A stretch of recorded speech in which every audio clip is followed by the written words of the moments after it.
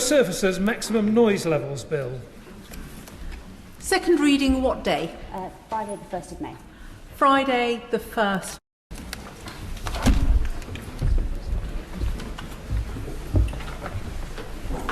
From benches changing over. Before we come to today's emergency debate, I remind the House, as I did yesterday, of the rules relating to accusations against individual members.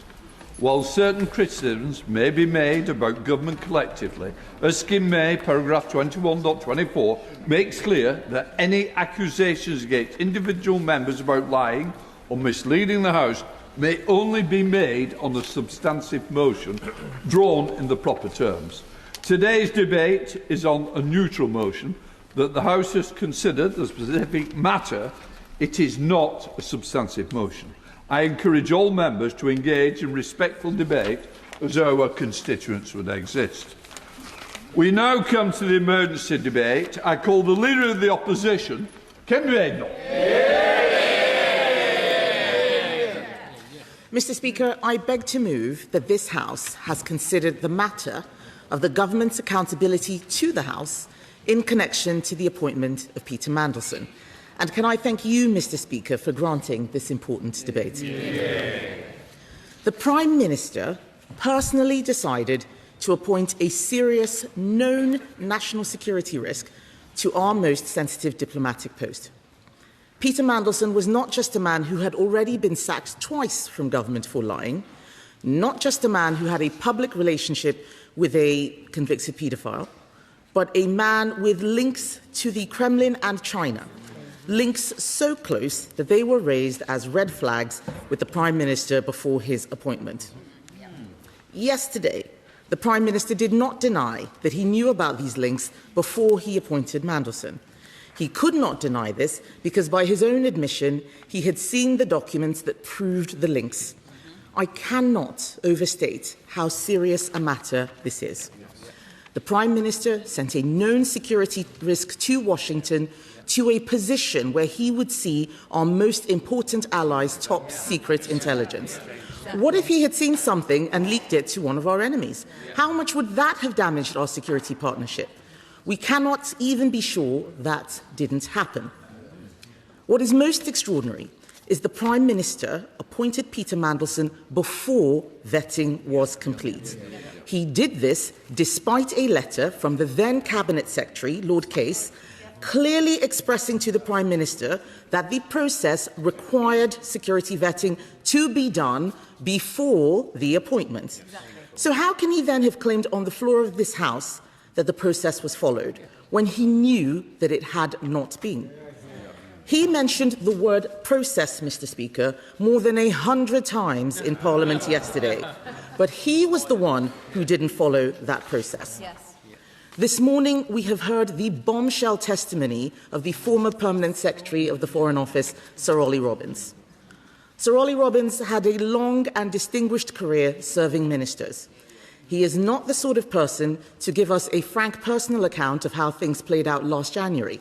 So when he told us today that Downing Street put the Foreign Office under constant pressure to clear Peter Mandelson, that Number 10 showed a dismissive approach to Mandelson's vetting process, when he told us that it would have been very difficult indeed to deny clearance and that doing so would have damaged US-UK relationships, we know he is giving us the slightest indication of how bad things were.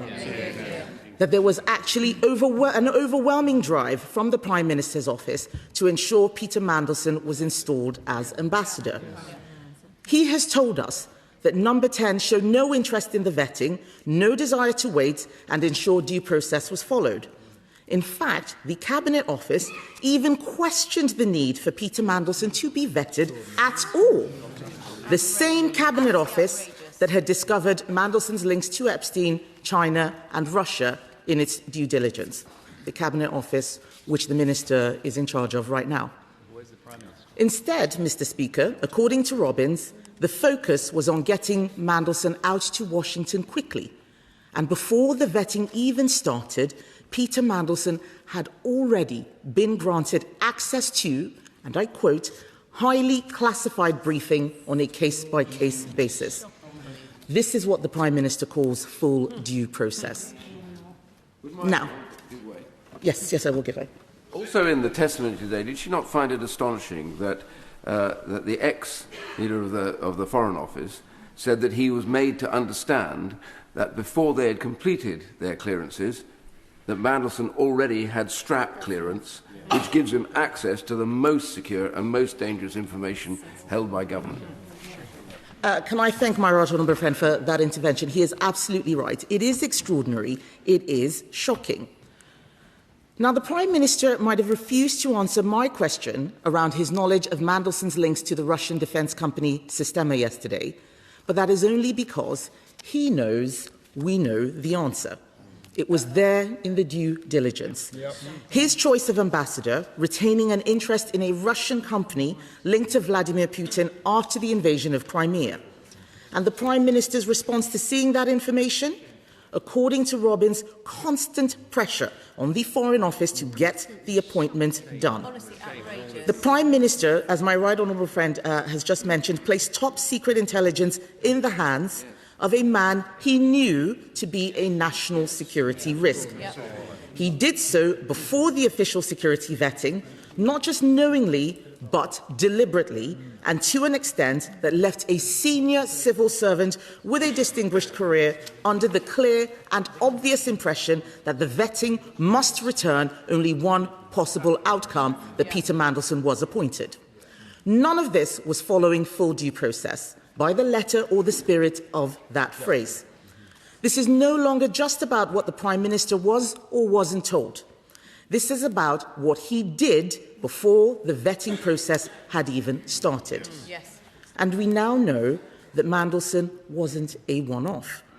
According to Sir Ollie Robbins, number 10 also asked for the disgraced Matthew Doyle, the Prime Minister's then Director of Communications, to be made an ambassador. Astonishingly, the Prime Minister's office even told Robbins to keep this request a secret from the Foreign Secretary. The idea that it is number 10 who are the victims of others not following due process is quite frankly laughable.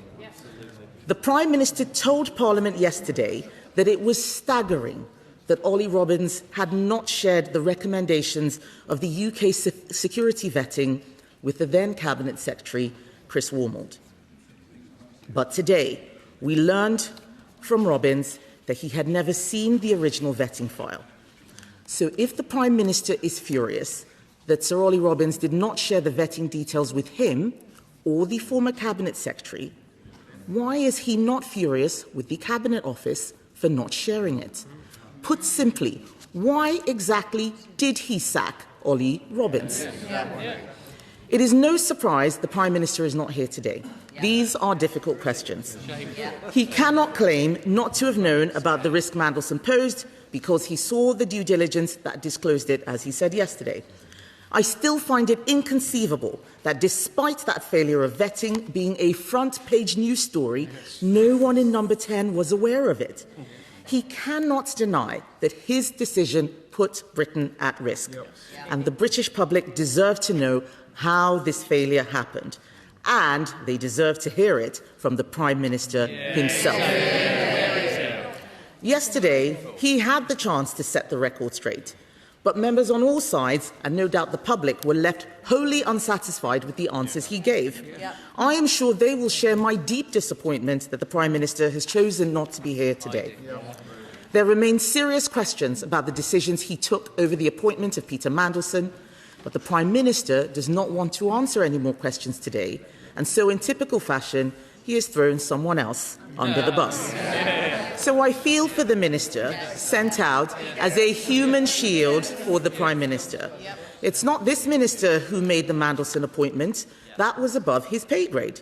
He cannot tell us what the Prime Minister was thinking when he made those decisions, and he will not be able to provide this House with the answers it deserves to hear. But this is simply what the Prime Minister does. Sue Gray, Matthew Doyle, Morgan McSweeney, Chris Wormold, Ollie Robbins, Peter Mandelson. These appointments were the Prime Minister's decision, people the Prime Minister chose to appoint, and all people he then chose to sack. Are we meant to believe that all these people are the problem rather than the Prime Minister's judgment? As usual, his explanations yesterday left us with even more questions than answers. He says that he was justified in appointing Mandelson before vetting because of advice he received from the then Cabinet Secretary, Chris Wormold. But how can this make sense when that advice only came after the scandal had erupted? Post hoc advice is pointless. Soon after this, he then sacked Chris Wormold. So why is the Prime Minister now relying on the evidence of the very man he told us was doing so badly in the job that he sacked him?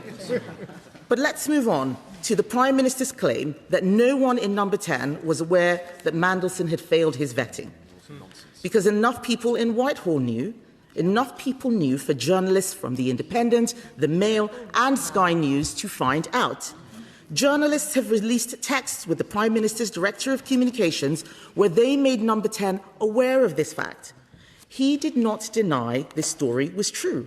Why not? Something simply doesn't add up.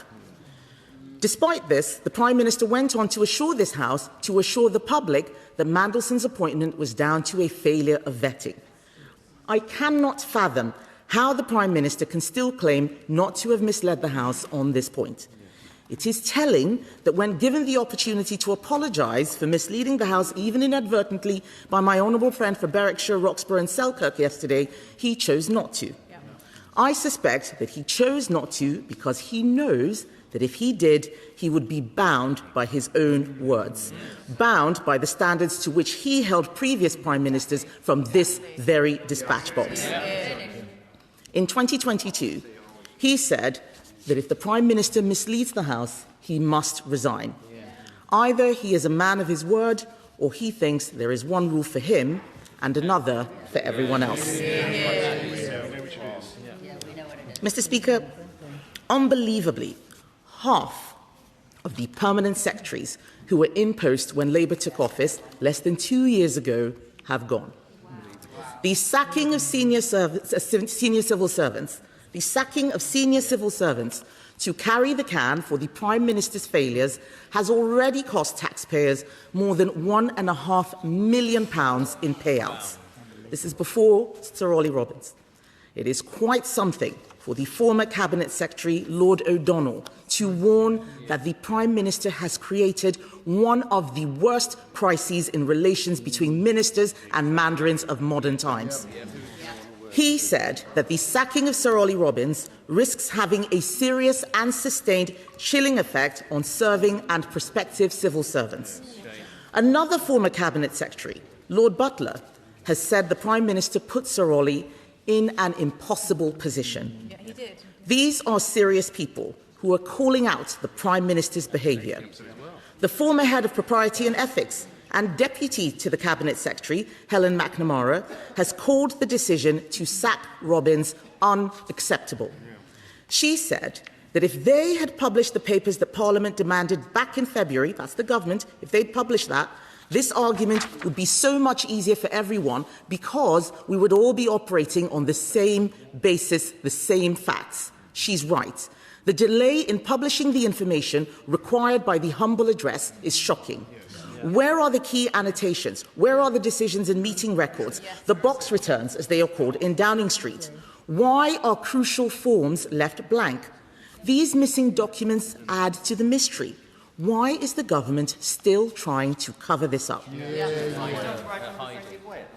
Yes, I will give way. I thank my right honourable friend for giving way. She will remember I asked the Prime Minister yesterday in the box note of the 11th of November, where Simon Case recommended that vetting went through before the appointment was made. The Prime Minister's decision note did not include the Prime Minister's decision, and it's been redacted from the conditions of the humble address. Does she think that the answer that has been redacted would show what the Prime Minister was trying to achieve by appointing Peter Mandelson without the appropriate vetting?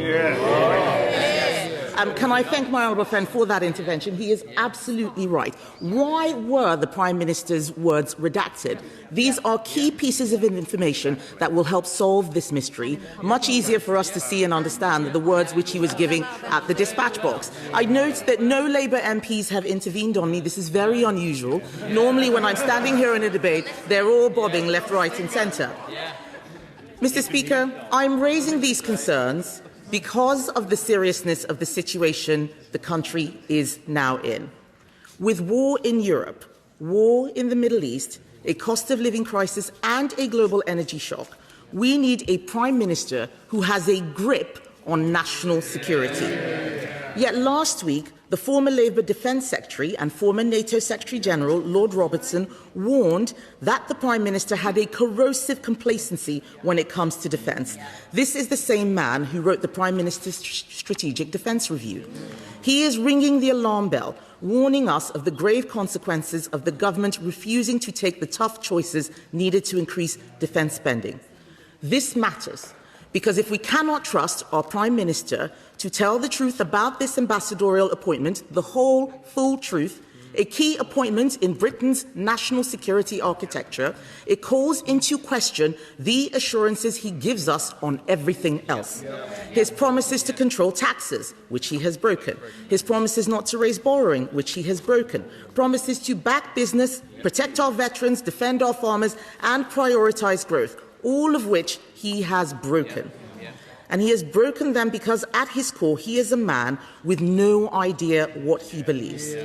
Worse still, he appears to have no interest in doing the job of Prime Minister, just in being the Prime Minister. Curiosity is what drives serious leadership. Without curiosity, problems are neither fully understood nor solved. And this whole affair just goes to show why this country is heading in such a woeful direction under the Prime Minister's incurious regime. His defence yesterday summed it up. He says that no one told him and that he never thought to ask. This is, in his own words, incredible. But even if we take the Prime Minister at his word, even if we believe the unbelievable, it is no better. He appointed Mandelson despite knowing that he was a threat to our national security. He said due process was followed, having failed to follow that process himself, and he pressured the Foreign Office into signing off on this appointment. In 2022, the Prime Minister said, "I believe that if you're the leader, the buck stops with you." He said, "I will always stand up for my team, but I will also take responsibility for everything they do." That is what leadership is. How has he taken responsibility? It is clear that the Prime Minister has no intention of facing up to his mistakes. It's clear now that he is not a leader and he has no intention of doing the honourable thing. On that point, will the Right Honourable Lady give way? Yes, I will give way. I congratulate her on securing this debate and indeed on eviscerating the Prime Minister in her speech. Does she not believe, however, that the sorry souls opposite us should have to put their money where their mouth is and that there should be a vote of no confidence in this Prime Minister in due course? The Right Honourable Gentleman makes a very good point. I think he is right, because I don't believe the Prime Minister has the intention of doing the honourable thing himself, even though that's the standard to which he held everyone else. The decision, as I said, about whether he will ultimately take responsibility for his actions is now up to Labour MPs. We heard many powerful statements from that side of the House yesterday. Labour MPs know that the Prime Minister has let the country down, he's let Parliament down, and he's also let the Labour Party down. It is clear to everyone, except the Prime Minister himself, that he has failed on his own terms. It is clear to the public that he is failing at the job. It is clear to civil servants that he is throwing them under the bus. And it is clear to members across this House that he is not fit to lead. This cannot go on. This House deserves better. The country deserves better. The Prime Minister is not fit for office. The first duty, Mr. Speaker, of any Prime Minister is to keep this country safe. This Prime Minister has put the country's national security at risk. He must take responsibility. It is time for him to go. The question is, as on the order paper, John Trickett. Thank you very much indeed, Mr. Speaker. And there are many ways of developing a culture how to run the government in Number 10. I was a witness in the years from the financial crash through to the defeat of the Labour government between 2008 and 2010. And I saw a Prime Minister who would never have come to Parliament or said privately that there were some facts of which he was unaware, because he was a man of detail. He was a man of a large vision, and he's a man who drove the state forward. Now, we may disagree, and I do personally, with some of the decisions he took, but that is a different culture than the one which the two previous Prime Ministers, Truss and our friend who, with his blonde hair, used to offer a culture in Number 10 of the exotic. And we went from the exotic to the toxic. And the fact of the matter is, I did not hear members on the opposite side asking questions about the culture of those two Prime Ministers that are here today in great numbers. They contributed to the mess which this country... Mr Turner, the man is speaking, you just walked right in front. Sorry, John Trickett. Mr. Speaker. So those two Prime Ministers in particular, the chaotic and the exotic, left this country in a disastrous situation. But I do think that a Prime Minister who comes to the House and relies, or implies that he relies on a culture of simply a process is mistaken. I think the Gordon Brown model, flawed as it was, will be far better than the one which we've heard of from the Prime Minister. I'm sorry to say that, because I want to support a Labour government that's effective. But that is the case. I saw it with my own eyes. I saw the vetting, I saw the decisions, I saw the pressure, I saw the tumult, and I saw Prime Ministers struggling with their party to deliver a different kind of society, a different kind of economy. Now, let me just turn to the present events. What did we learn from Sir Ollie today? I think there are four things which matter. First, that the Security Department had tended to be wanting to refuse the vetting of Mandelson when Sir Ollie first arrived, although others had said we don't need a vetting of any kind. And then, whilst the vetting process was going on, the government proceeded with or appeared to proceed with the appointment of Mandelson. And even the King and the United States administration were told that he would be the ambassador. The British state then conspired to deliver a positive vetting because that is what they believed the government wanted. And that was expressed in repeated phone calls from the private office in Number 10, which I was very familiar with in those years, to Sir Ollie's private office. The pressure, according to the witness we saw this morning, who looked credible, made a very serious case that he was under pressure to proceed.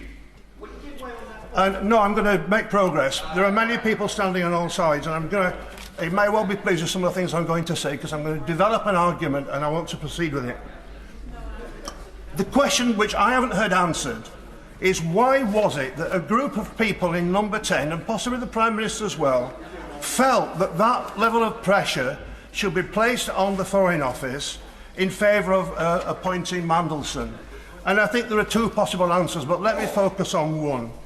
I think that the political unit in Number 10, and possibly the Prime Minister too, wanted Mandelson because he was their close political ally and because he was plugged into a vast international network of what we might call the billionaire class. The truth is that much of the nectars of wealth which Mandelson was plugging into, and so was the President, by the way, was centred around Epstein. And let me just pause in my narrative for a second. None of this debate, none of these facts would emerge were it not for the courage and bravery and resistance of the women who had been treated so appallingly on Epstein Island. But getting Mandelson into Washington as part of that network was the highest priority. A political network of highly reimbursed billionaires, frankly. All of this leaves a bad taste. The government had promised change to the people, but the change which they saw in the end was further to accelerate the integration of the British state and government into the networks of the richest people. But people in our country, certainly in my constituency, didn't vote for that. They wanted a change for their ordinary lives, a better NHS, cost of living improvements and so on and so forth. Well, we've got a long way to go to deliver that, but we did deliver a disaster with the appointment of Mandelson. I've raised the question of unemployment 4 times in recent months. Growing unemployment in our area. It's hard to see how the time which was spent by the government ingratiating ourselves to Washington would really help the unemployed and the poor. And just think about Mandelson's business involvement with Russia and China. So obnoxious is China supposed to be? I think I'm right in saying that this building has spanned all Chinese-based networks, as though these are the agencies of an enemy state. How could it be that Mandelson's links were seen to be of such a low risk? And when it comes to Russia, this House has spent literally hours discussing the appalling behaviour of Putin and Russia in relation to the east of Europe. All of these should have counted against Mandelson, but they were weighed in the balance and they counted less than the opportunity which Mandelson presumably offered as his access to a network of people, which included the President.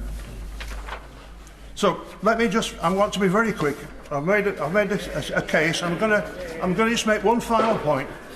Mandelson had played a key role in a faction which sought to change the strategic direction of our party, the Labour Party, and of the government.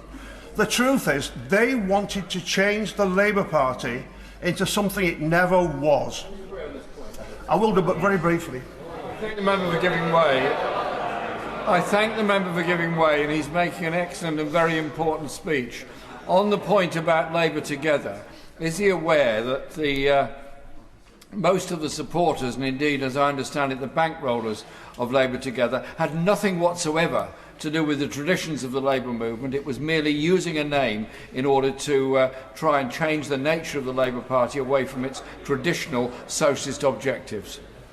Well, I have had a debate previously on Labour Together, so I'll leave the comments which my right friend has made to stand for themselves. This was a faction which sought to change the Labour Party in something it never was. And if we continue down the path which has been chosen, I fear that we are in a downward spiral from which we will not escape. Leader of the Liberal Democrats, Sir Ed Davey. Thank you, Mr. Speaker. And can I start by reflecting on something I feel, I'm sure many members across the House feel, and what our constituents certainly feel, and that is how utterly depressing it is that we're having to have this debate at all. Just a few years after we went through all this under Boris Johnson and the Conservatives, and less than 2 years after the British people voted them out of office for indulging in this sort of chaos and distraction, here we are again. Vladimir Putin is waging war on our continent. Donald Trump is waging war with Iran. We desperately need to strengthen our own national defences. Families and businesses are struggling against the cost of living crisis. Petrol prices have soared, and people are really worried about what Trump's war will mean for their holidays this summer and their energy and food bills this winter. And our NHS is still in crisis. We all have constituents who are waiting weeks to see a GP, people who are dying on corridors in our hospitals, loved ones who aren't getting the care they need. We should be talking about them today. Theirs are the problem the government should be focused on every single day. This is what they promised after all. In their manifesto, they said that the problems in our country are, and I quote, a direct result of a governing party that time and again puts its own interests above the issues that affect families. They promised to change that, but here we are again. Instead of fixing the NHS and social care, instead of properly funding our defence, instead of cutting prices at the pump, here we are having to ask why the Prime Minister appointed the close friend of a notorious paedophile sex trafficker to one of the most important and sensitive jobs in this government. Peter Mandelson, whose relationship with Jeffrey Epstein had been well reported and highlighted to the Prime Minister, who had already been forced to resign in disgrace twice from the previous Labour governments, and who we now know was deemed a national security risk by the government's vetting agency. And so we do, sadly, have to ask, why did the Prime Minister do this? Why did he appoint Mandelson? Why did he announce the appointment before the national security had been done, despite the then Cabinet Secretary Simon Case having told him that should happen first? And why was he so determined to get Mandelson in post that he created, as Ollie Robbins described it this morning, an atmosphere of pressure and a certain dismissiveness about the developed vetting process? A vetting process the Prime Minister had since blamed for his mistakes.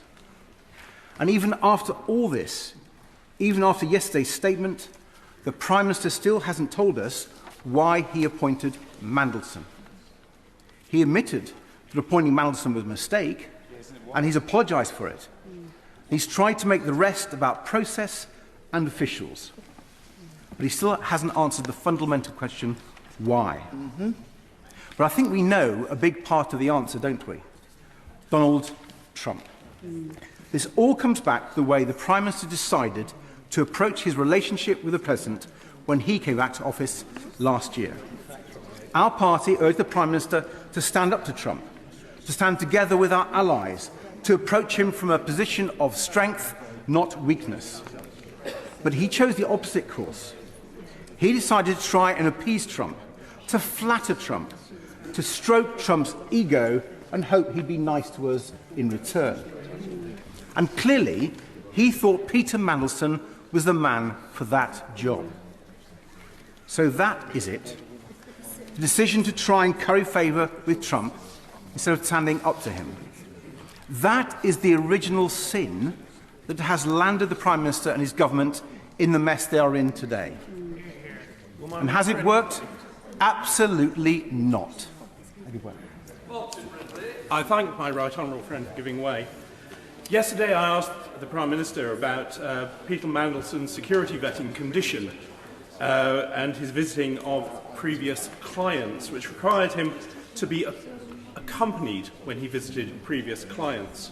Does my right honourable friend agree with me that we need to find out whether this lack of having accompaniment to visiting Palantir in Washington with the Prime Minister was a one-off, or simply Mandelson continuing business as usual?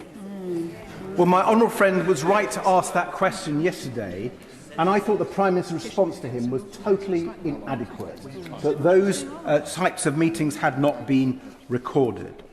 But if we can go back to President Trump, Mr. Speaker, despite all the flattering, Trump has still caused enormous damage to our economy and to the livelihoods of the British people with his tariffs and his war with Iran.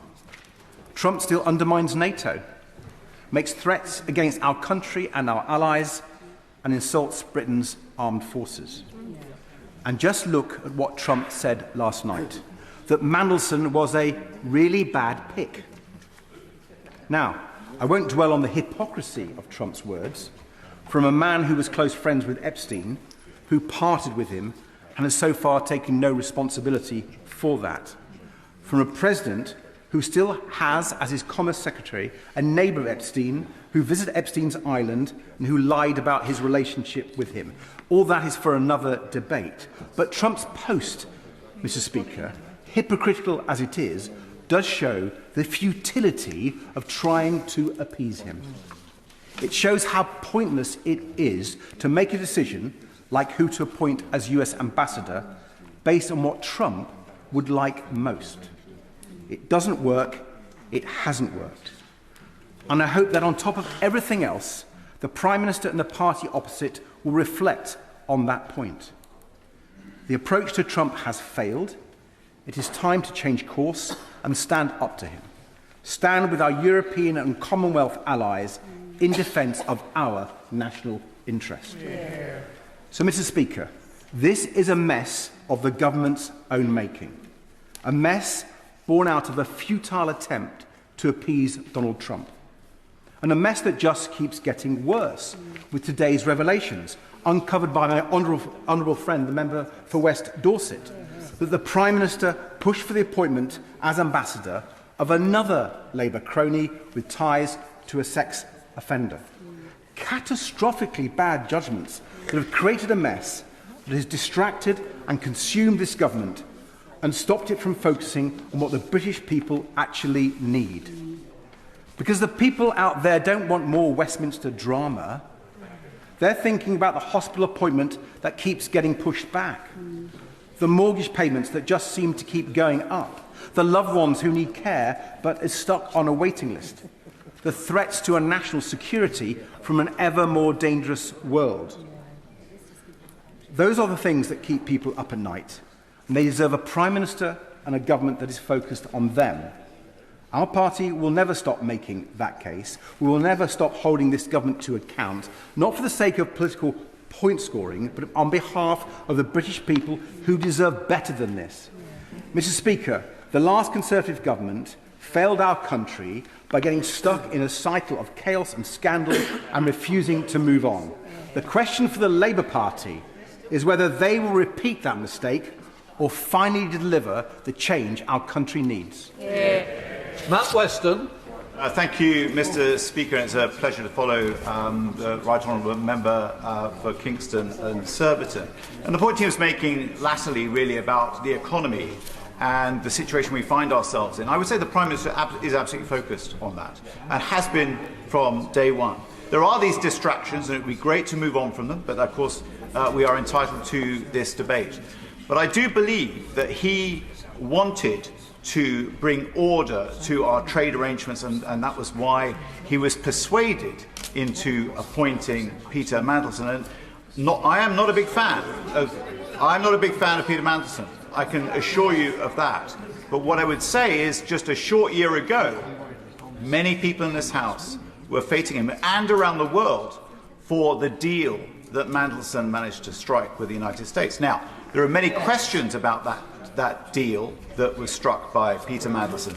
But for the purposes of this debate, I just want to come back to some of the points that the Leader of the Opposition made. And I didn't intervene on her because I felt it was absolutely fine for her to continue. But just to pick up on some of the points that she made yesterday, because she amply demonstrated that she was very capable of not prosecuting an argument. She emphasised about process. And there is one thing I would say about this Prime Minister, is that he is absolutely rock solid when it comes to process. You may laugh, but for those of you in this place, those members, Mr. Speaker, who backed Boris Johnson, who accepted his lies in this place, or accepted the word of Liz Truss and that catastrophic kamikaze budget, that would be the question of judgment. On process, this Prime Minister is absolutely rock solid.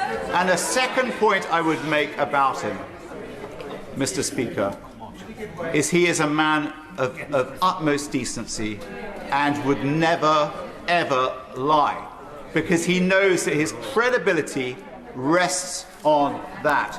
There is a point, I will come in a moment, I am just beginning to make my speech.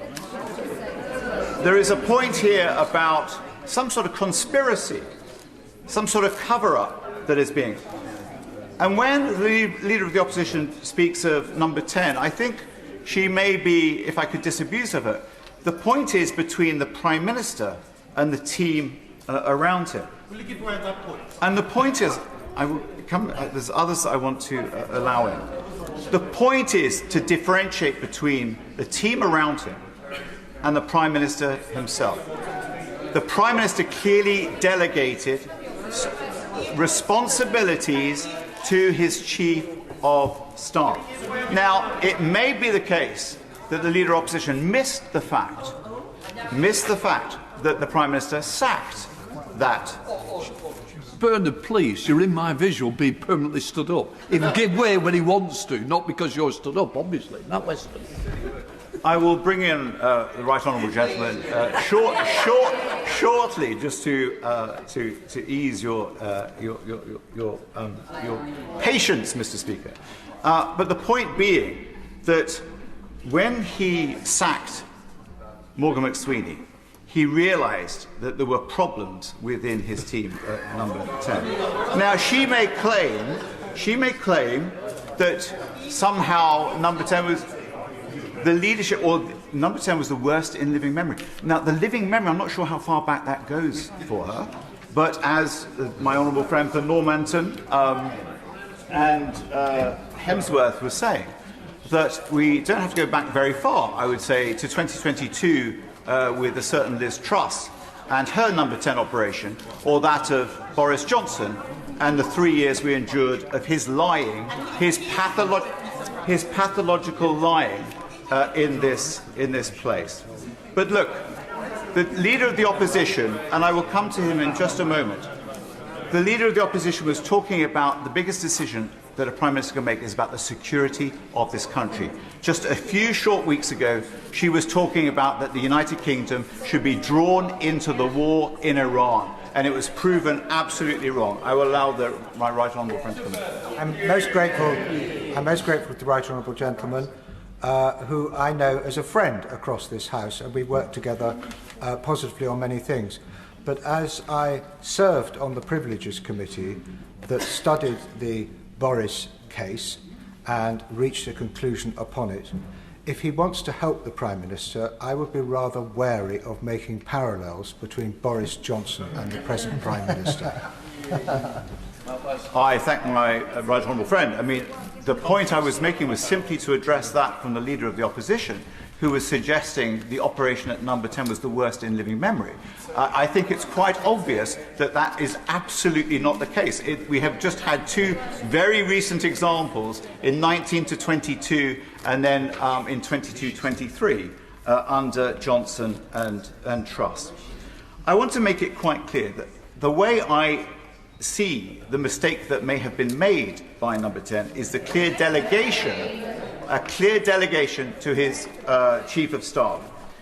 And that Chief of Staff was at the heart of what I would say is an inner circle within number 10, which no longer exists, of Peter Mandelson, of Morgan McSweeney and Matthew Doyle. And as has come to light just this morning, that Matthew Doyle was also part of that problem.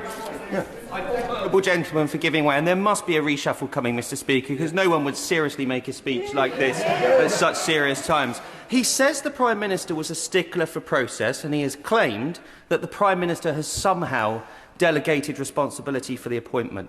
Therefore, can I ask him, with the box note from the Cabinet Secretary, the Chief Advisor to the Prime Minister and Chief Civil Servant, why he advised, and can the honourable gentleman defend the Prime Minister's decision not to follow that advice if he was making the decisions? Look, I am not very close to these operations. I've never been a minister, but that is the honest truth. I have never been a minister, and to answer his point, I do not wish to be a minister either. But I am not close enough to that, so I cannot answer that honestly. But what I can say is what I heard from Sir Ollie Robbins this morning about how he was lent on, and also what documents he may have had access to, and also the vetting report. But look, what I would say, what we've heard today, is that the Chief of Staff lent on the Foreign Office, whether it was on Matthew Doyle or whether it was the appointment of Peter Mandelson. And that is the issue. What I would say is the Prime Minister, in my experience of having known him since 2017, is that he is absolutely straight as a die. He may have accepted the advice, and maybe that advice has now proven to be wrong. But, you know, he's been let down by those around him. He made a mistake. He understands and he's accepted that. Dr. Luke Evans. Thank you, Mr. Speaker. I want the truth. You can't handle the truth. And the court case goes quiet. Those are the immortal words in the famous film A Few Good Men.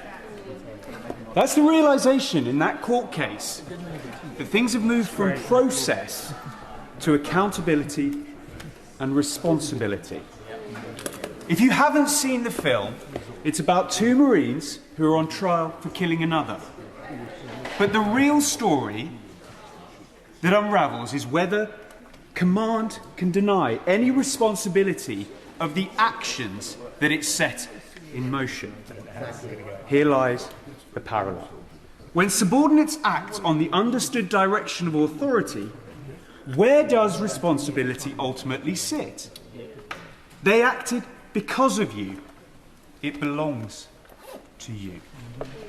Let's recount the facts that we do, though, that aren't disputed in this House. Lord Mandelston was announced as the Prime Minister to be the US Ambassador from the UK in December 24. UK security vetting recommended against developed vetting clearance in January 2025. The FCDO overruled that recommendation, enabling the appointment, and the Prime Minister stated publicly due process had been followed. Sir Ollie Robbins, then Permanent Secretary, was later dismissed. But what Robbins told us in the committee in November 2025 is telling. Quote, "By the time we are describing, it was clear the Prime Minister wanted to make his appointment himself. Therefore, I understand the FCDO was informed of his decision, acted on it, and via the Foreign Secretary sought and obtained the King's approval for the appointment. In this case, as Chris explained, the Prime Minister took advice and formed a view himself, and we then acted on that view." The FCDO is clear. This wasn't drift. It was acting under direction. The Prime Minister formed that view. They acted on it. Acting on instruction. Acting on direction. Acting on what the Prime Minister wanted. Yet, since then, the Prime Minister's been trying to separate the decision and the consequence. There's the decision, there are the consequences, but we and this public know you can't separate the two. If an official acts in the shadow of a settled view, responsibility returns to that source where the shadow was first cast. And let's draw some more comparisons in the film, because it's quite telling. Colonel Jessup does not issue the written order. Prime Minister does not personally do the vetting. Subordinates act on a clear command and intent. The FCDO acted on the political intent. The defence by the Colonel was, "I didn't order that." The defence by the Prime Minister was, "I wasn't told." The court finds, though, that authority can't be passive. We in this House say neither can the Prime Minister be. The blame lands on the subordinates, and the same again has happened here. In both cases, the controversy is not on the mechanics, but where the moral and constitutional responsibility resides. Officials were acting on a settled prime ministerial preference. The Prime Minister can't have it both ways. He can't have decisive authority on the way in and plausible deniability on the way out. That's not process, that's power without accountability. If the decision was his, isn't the responsibility his? And if not, why not? And whose is it then? I will give way. I think this is probably a useful speech to intervene on due to my striking resemblance to Tom Cruise. But the key point in that scenario was about responsibility. And I think members opposite are probably lucky that Sadiq Khan has cancelled all the tubes today, otherwise there may be another transport mechanism they may be under. But does this not show wider that the Prime Minister is failing in his key role, which is to take responsibility for the decisions he's charged to take? Yeah. He's absolutely right, Mr. Speaker. And the bottom line, it really is here. The Prime Minister has shaped the system by having a settled political decision, one that's had horrific consequences, despite all the warnings that we've talked about in this House about Mandelston being fired twice and etc. And is now trying to point to the process as the failings, but the country isn't buying it. The film teaches us this simple lesson: power cannot hide behind those who obey it. And just before I finish, I have a message for the Labour MPs and would like to address them directly. And to paraphrase directly from that famous speech from Colonel Jessup, he says, The PM neither has the time nor inclination to explain himself to backbenchers who rise and sleep under the blanket of the very majority that he provides, and then questions the manner in which the PM provides it. The PM would rather you say just thank you and went on your way. Otherwise, he suggests you pick up a weapon and stand a post. Either way, he doesn't give a damn about what you're entitled to. Will my honourable friend give way? I will give way.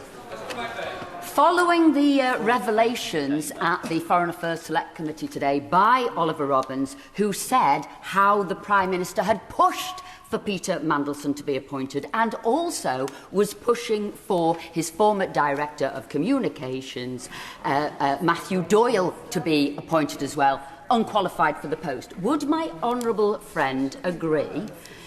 These are not the actions of a Prime Minister concerned about the national interest, rather his personal interest.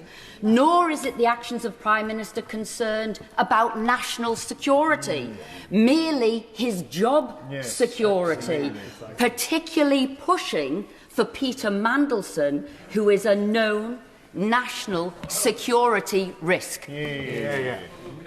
The member's very senior makes an absolute erudite point. The question is, we still don't know why the Prime Minister chose Mandelson. He's never said exactly the reasons why he did. We can all see the reasons why he shouldn't have done. But I will take it. Can I just ask my honourable friend that there surely can be no situation that he thinks where officials do not flag concerns with ministers or prime ministers, because fundamentally it is them that are accountable to this House and the British public, and what we are talking about is accountability here. Accountability starts from the top. Absolutely. We've heard in the FCDO today, the message from number 10 was, get this effing done. That was the political directive, and everything else follows suit. And that's exactly what Ollie Robbins has said.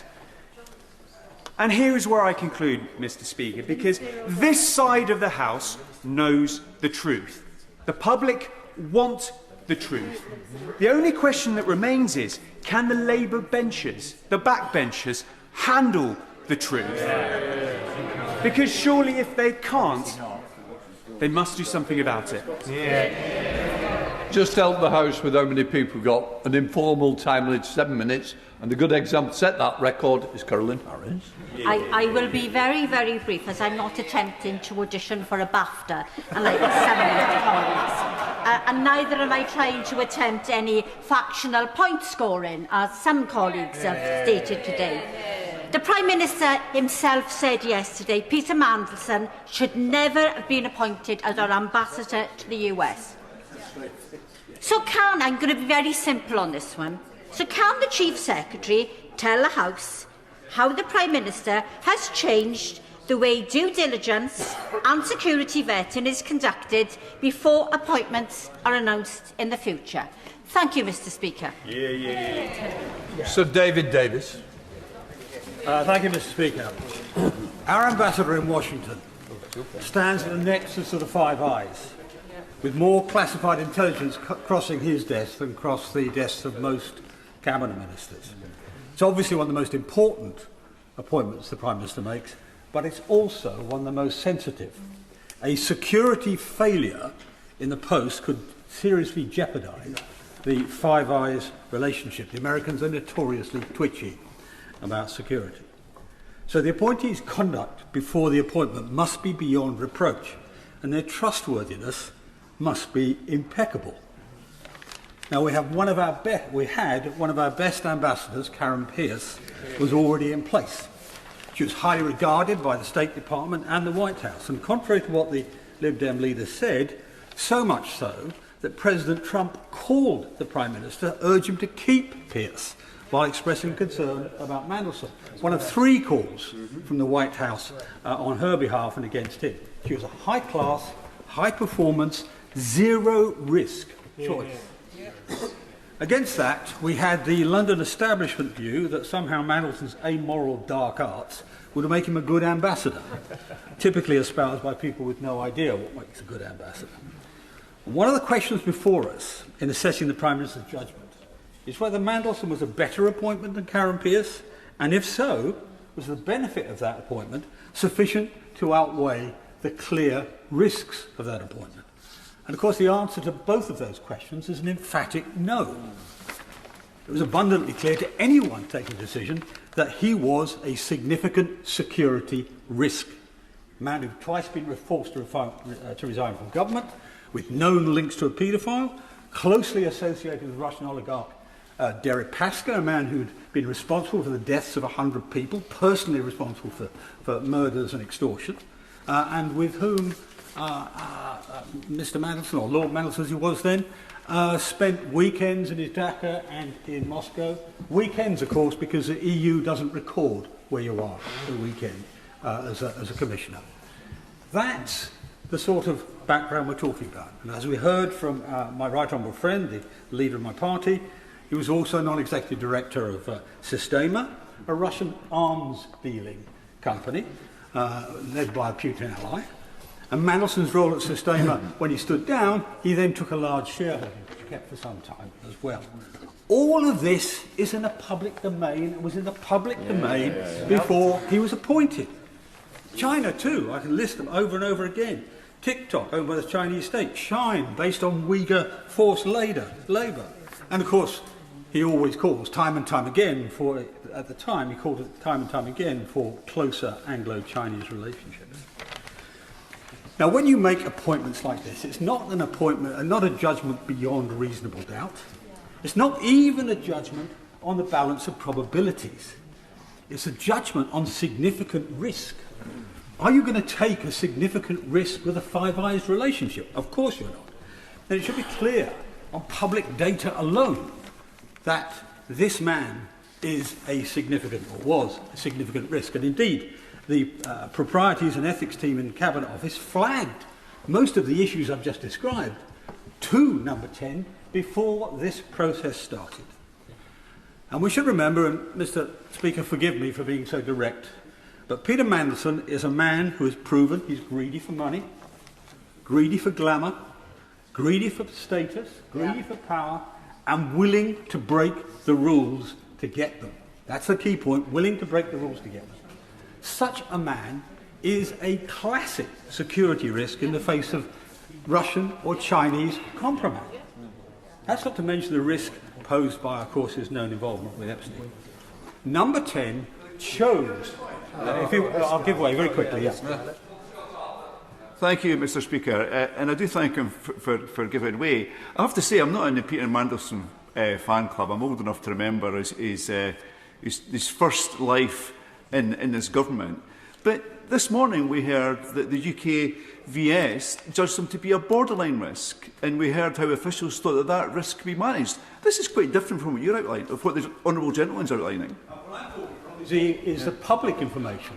If he wants to get into the argument on UKVS between UKVS, who we're now told was a marginal, and Number 10, who says it's a red, the strike-off, he can argue between them.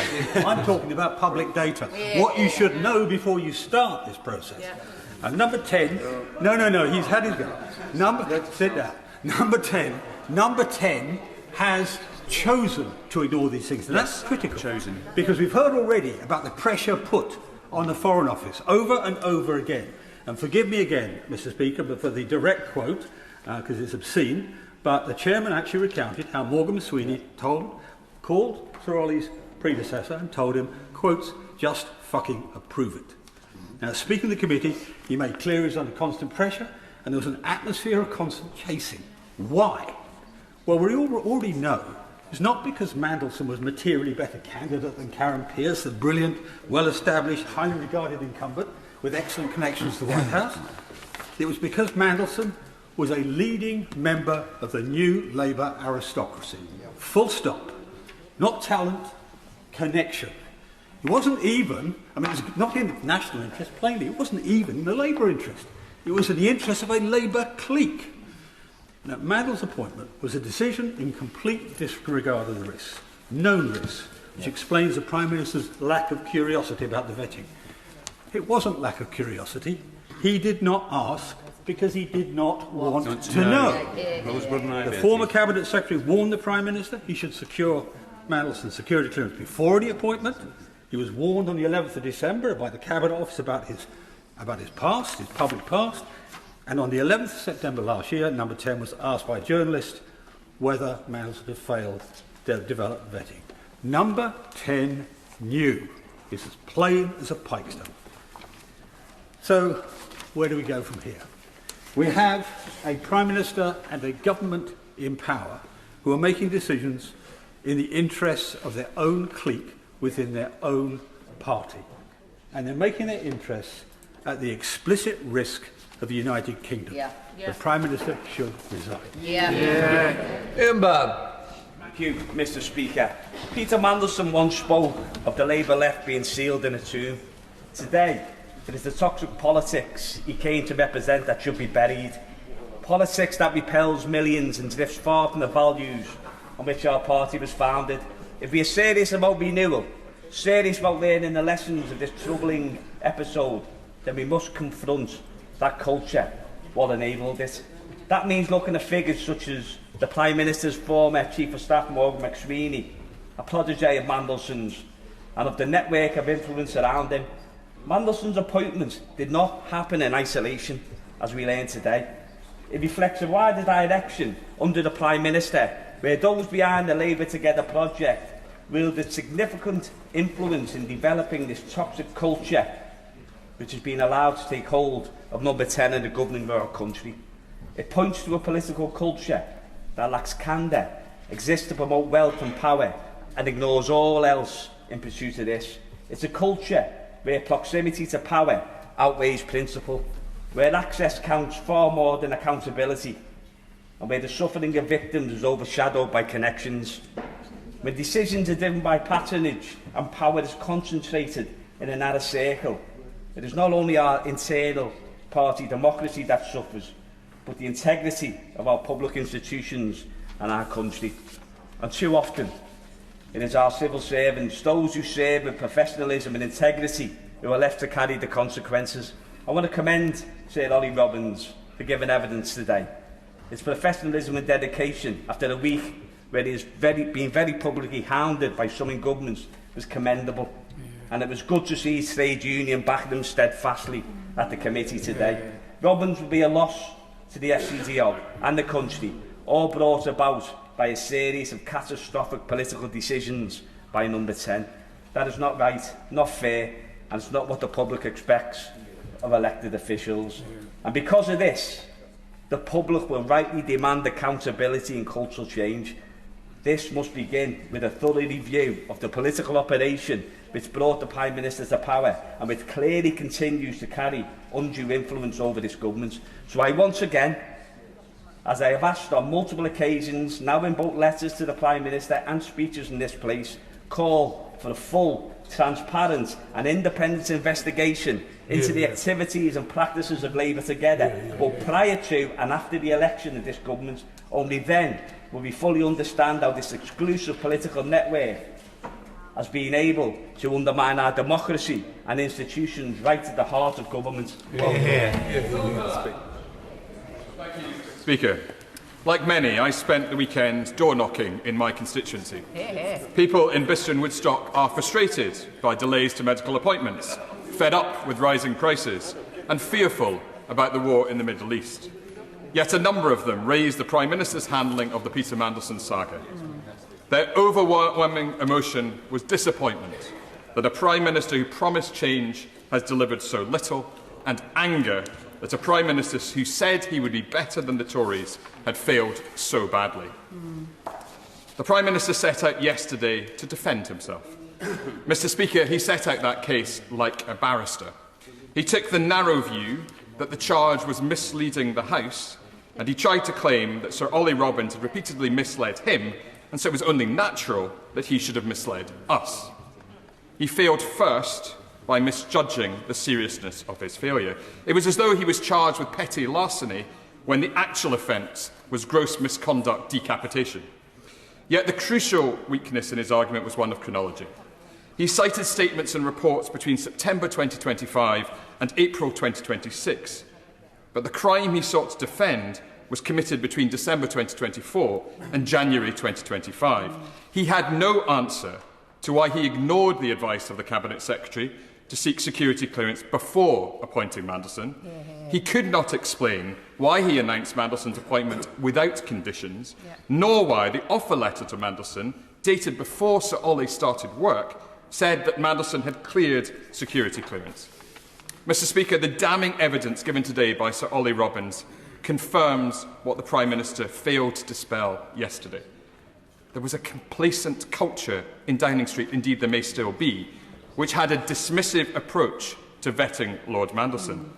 The Prime Minister wants us now to believe he would have sacked Mandelson if he had failed vetting. Yet all the evidence then is that he and his team did not care about vetting and even believed it had already been granted. We further learnt this morning that officials in Number 10 asked the FCDO to find an ambassadorial role for Matthew Doyle, another man who was friends with a convicted sex offender. What is worse, they told FCDO officials not to tell the Foreign Secretary. The unavoidable conclusion is that under the Prime Minister and Morgan McSweeney, Number 10 believed it could fix plum jobs for the boys, and they were all boys, Mr. Speaker, with casual disregard for process, propriety or national security. So we come to the consequences of this sorry episode. First, a distinguished civil servant has lost his position as the fall guy for the Prime Minister. I was proud to work with Sir Ollie, and I know the regard held for him by ministers and civil servants. So I am frankly furious, to use a word of the day, to learn that a Number 10 spokesman has just said that Sir Ollie was, and I quote, a man of integrity and professionalism who made an error of judgment. Mr. Speaker, it is extraordinary that when political appointees like Peter Mandelson or the former Deputy Prime Minister are accused of errors of judgment or worse, the Prime Minister has come to that dispatch box and defended them for days. Yet when the Prime Minister's error of judgment was highlighted again, he took a few short hours to dismiss Sir Ollie. In the last 5 days, the Prime Minister has gone further and directed the full power of the state against one man. The Government Legal Service reinterpreted the Cragg Act on Sunday. The Government Communications Service briefed hard against Robbins. And Cabinet Office officials sought to prime the Foreign Affairs Committee before it heard from Sir Ollie today. This state-led assault on one man is unprecedented and it is unacceptable. If the point of committing an error of judgment is to resign, why is the Prime Minister still in post? Second, this whole episode has done grave damage to relations between ministers and civil servants. The Prime Minister once said, and I quote, "When staff make mistakes, I carry the can. I never turn on my staff." No one believes that now. His cowardly reaction has shown civil servants that they should be fearful of future treatment by the Prime Minister, Number 10 and ministers. As a former Permanent Secretary, I believed that the Prime Minister understood and valued the relationship between trust, candour and loyalty that governs the best relationship in ministries. Today, those relationships are shattered and our country will be the poorer for it. And so thirdly, Mr. Speaker, my constituents and people up and down the country worried about waiting lists, rising prices and threats to security can have no confidence that this Prime Minister can change our country for the better. When something went wrong in government, the Prime Minister did not take responsibility, he took the easy way out. When called on to defend himself, he failed abjectly. This sorry tale points to a corrupted culture at the heart of Number 10, and there is now only one man left to carry the can. He must complete the clear-out and resign. Others pledge. Thank you, Mr. Speaker. I came this morning from the Foreign Affairs Select Committee where we had the opportunity to speak to Sir Ollie Robbins as our witness. So I wanted to use this debate to pull out some of the pertinent points that we heard there, which I think are relevant. But before I start, I absolutely agree with members across the House that are saying that Lord Mandelson was a completely inappropriate and terrible choice for our ambassador. And there has clearly been a failure in the process that ended up with his appointment and vetting. But it's important that we look at what Sir Ollie said in the witness statement today, because some of that contradicts what has been said through some of the statements in the House. The first thing that Sir Ollie said, which I think was important, is that he said to the committee this morning that no ministers, not the Prime Minister, not the Foreign Secretary, nor any other minister or official in number 10 was given any sight that UKSV had declined Mandelson's security vetting. They had no sight at all of any details of that vetting. And he said that, and he justified that, and he defended that, because no officials and no ministers should have sight of that vetting, because it is extremely personal and sensitive information. I mean, I'm someone that's gone through that process myself when I was working at the Foreign Office. What you do not want to create is any sort of conditions where people are afraid of sharing sensitive information in a vetting process that some period in the future might be leaked, and whether that's to politicians, whether that's to other people in your line management chain, or as we've seen later on, it's been leaked to the press, because that undermines the integrity of the process as a whole. So I think that, firstly, that reinforces what the Prime Minister said yesterday. The second thing he said, Sir Ollie, was he disputed the characterisation that UKSV had failed that Peter Mandelson's vetting, that it was some way a binary choice inside the Foreign Office. It's important that we explain, or I try and justify what Sir Ollie was saying, because the FCDO, they do have a slightly different process to other parts of government, and that is because as an overseas department, a bit like the MOD and other places, there are people that come into those roles with seriously long careers and all sorts of different interests. And I'm not suggesting that Peter Mandelson should have passed the vetting, not at all, but the fact that a borderline case was coming to FCDO and the FCDO was making that decision rather than UKSV was not unusual. That was quite a normal process to happen, according to Sir Ollie's evidence. And it's the sort of thing that is important that we hold in the future. And I think it's important for us to say that as well. And thirdly, I think that is really important is not only did... Please, I'll give way. I'm really surprised that he's swallowing this guff about it being a borderline case. It was quite clear that security vetting put this in the red box, which meant fail. Sir Ollie is being lauded to the skies now because he's the victim of ruthless prime ministerial politics. But he also has an angle on this, and the angle is that he, shall we say, massaged his own judgment because he knew the pressure that was on him from the government. There was nothing borderline about this. The only reason he's saying it was borderline was because he needs an excuse for having overridden it when he shouldn't have done. Yes. Please speak to what the witness told us in the inquiry this morning, and he was very clear, and many members made the same case that you're making now. That it was a red box, as we've seen in that evidence that was submitted.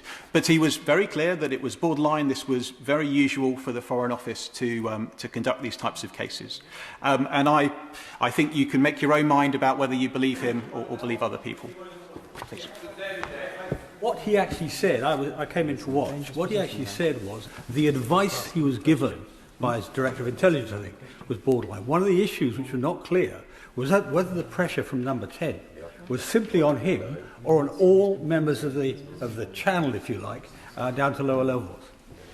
Yes, I had a different interpretation. So Sir Ollie also said, and you can look back at the transcript, that yes, there was pressure from number 10 to get the appointment done quickly. It could be interpreted that they wanted to get that appointment done before the inauguration of President Trump. There was an important timeline that needed to be done by, because there was a risk that any new ambassadorial appointments after that might be interfered. Again, this was the words of Sir Ollie. I'm not bringing this up from nowhere. And let me finish. The other important point: it wasn't just the UK security vetting system that put a borderline process through, and then the FCDO approved it. It was also the intelligence agencies. So I think it's equally concerning that Peter Mandelson was given strap clearance. And I asked Sir Ollie directly, were there any concerns raised by the intelligence agencies on the process of obtaining strap clearance, which is a higher level of security, which allows him to have access to the highest, most classified secrets that the country has. And there was no one from the intelligence agencies that raised any concerns during that strap process either. So I think these are serious concerns in the process. Yes, I'm very grateful to my honourable friend for giving way, and I gently say to him and to others who seek to make this argument he's pursuing, at the heart of this is a toxic and dismissive culture at number 10. That's a point we can not get away from. That dismissiveness has led us to this place. This is not a small administration breach, it's a matter of national security. The British public is not buying it. Surely we should be saying there needs to be a full, transparent, independent inquiry into this whole situation to uncover the truth. That's what the British public want, with consequences for including the Prime Minister. That is not my experience of number 10, and I am pleased to see that there is a review looking at the vetting system, because I think there are serious problems with the vetting system that this process has uncovered. Indeed, I mean, my takeaways from the evidence that I heard this morning are a number of them. I agree with members that Peter Mandelson was a terrible pick for our ambassador.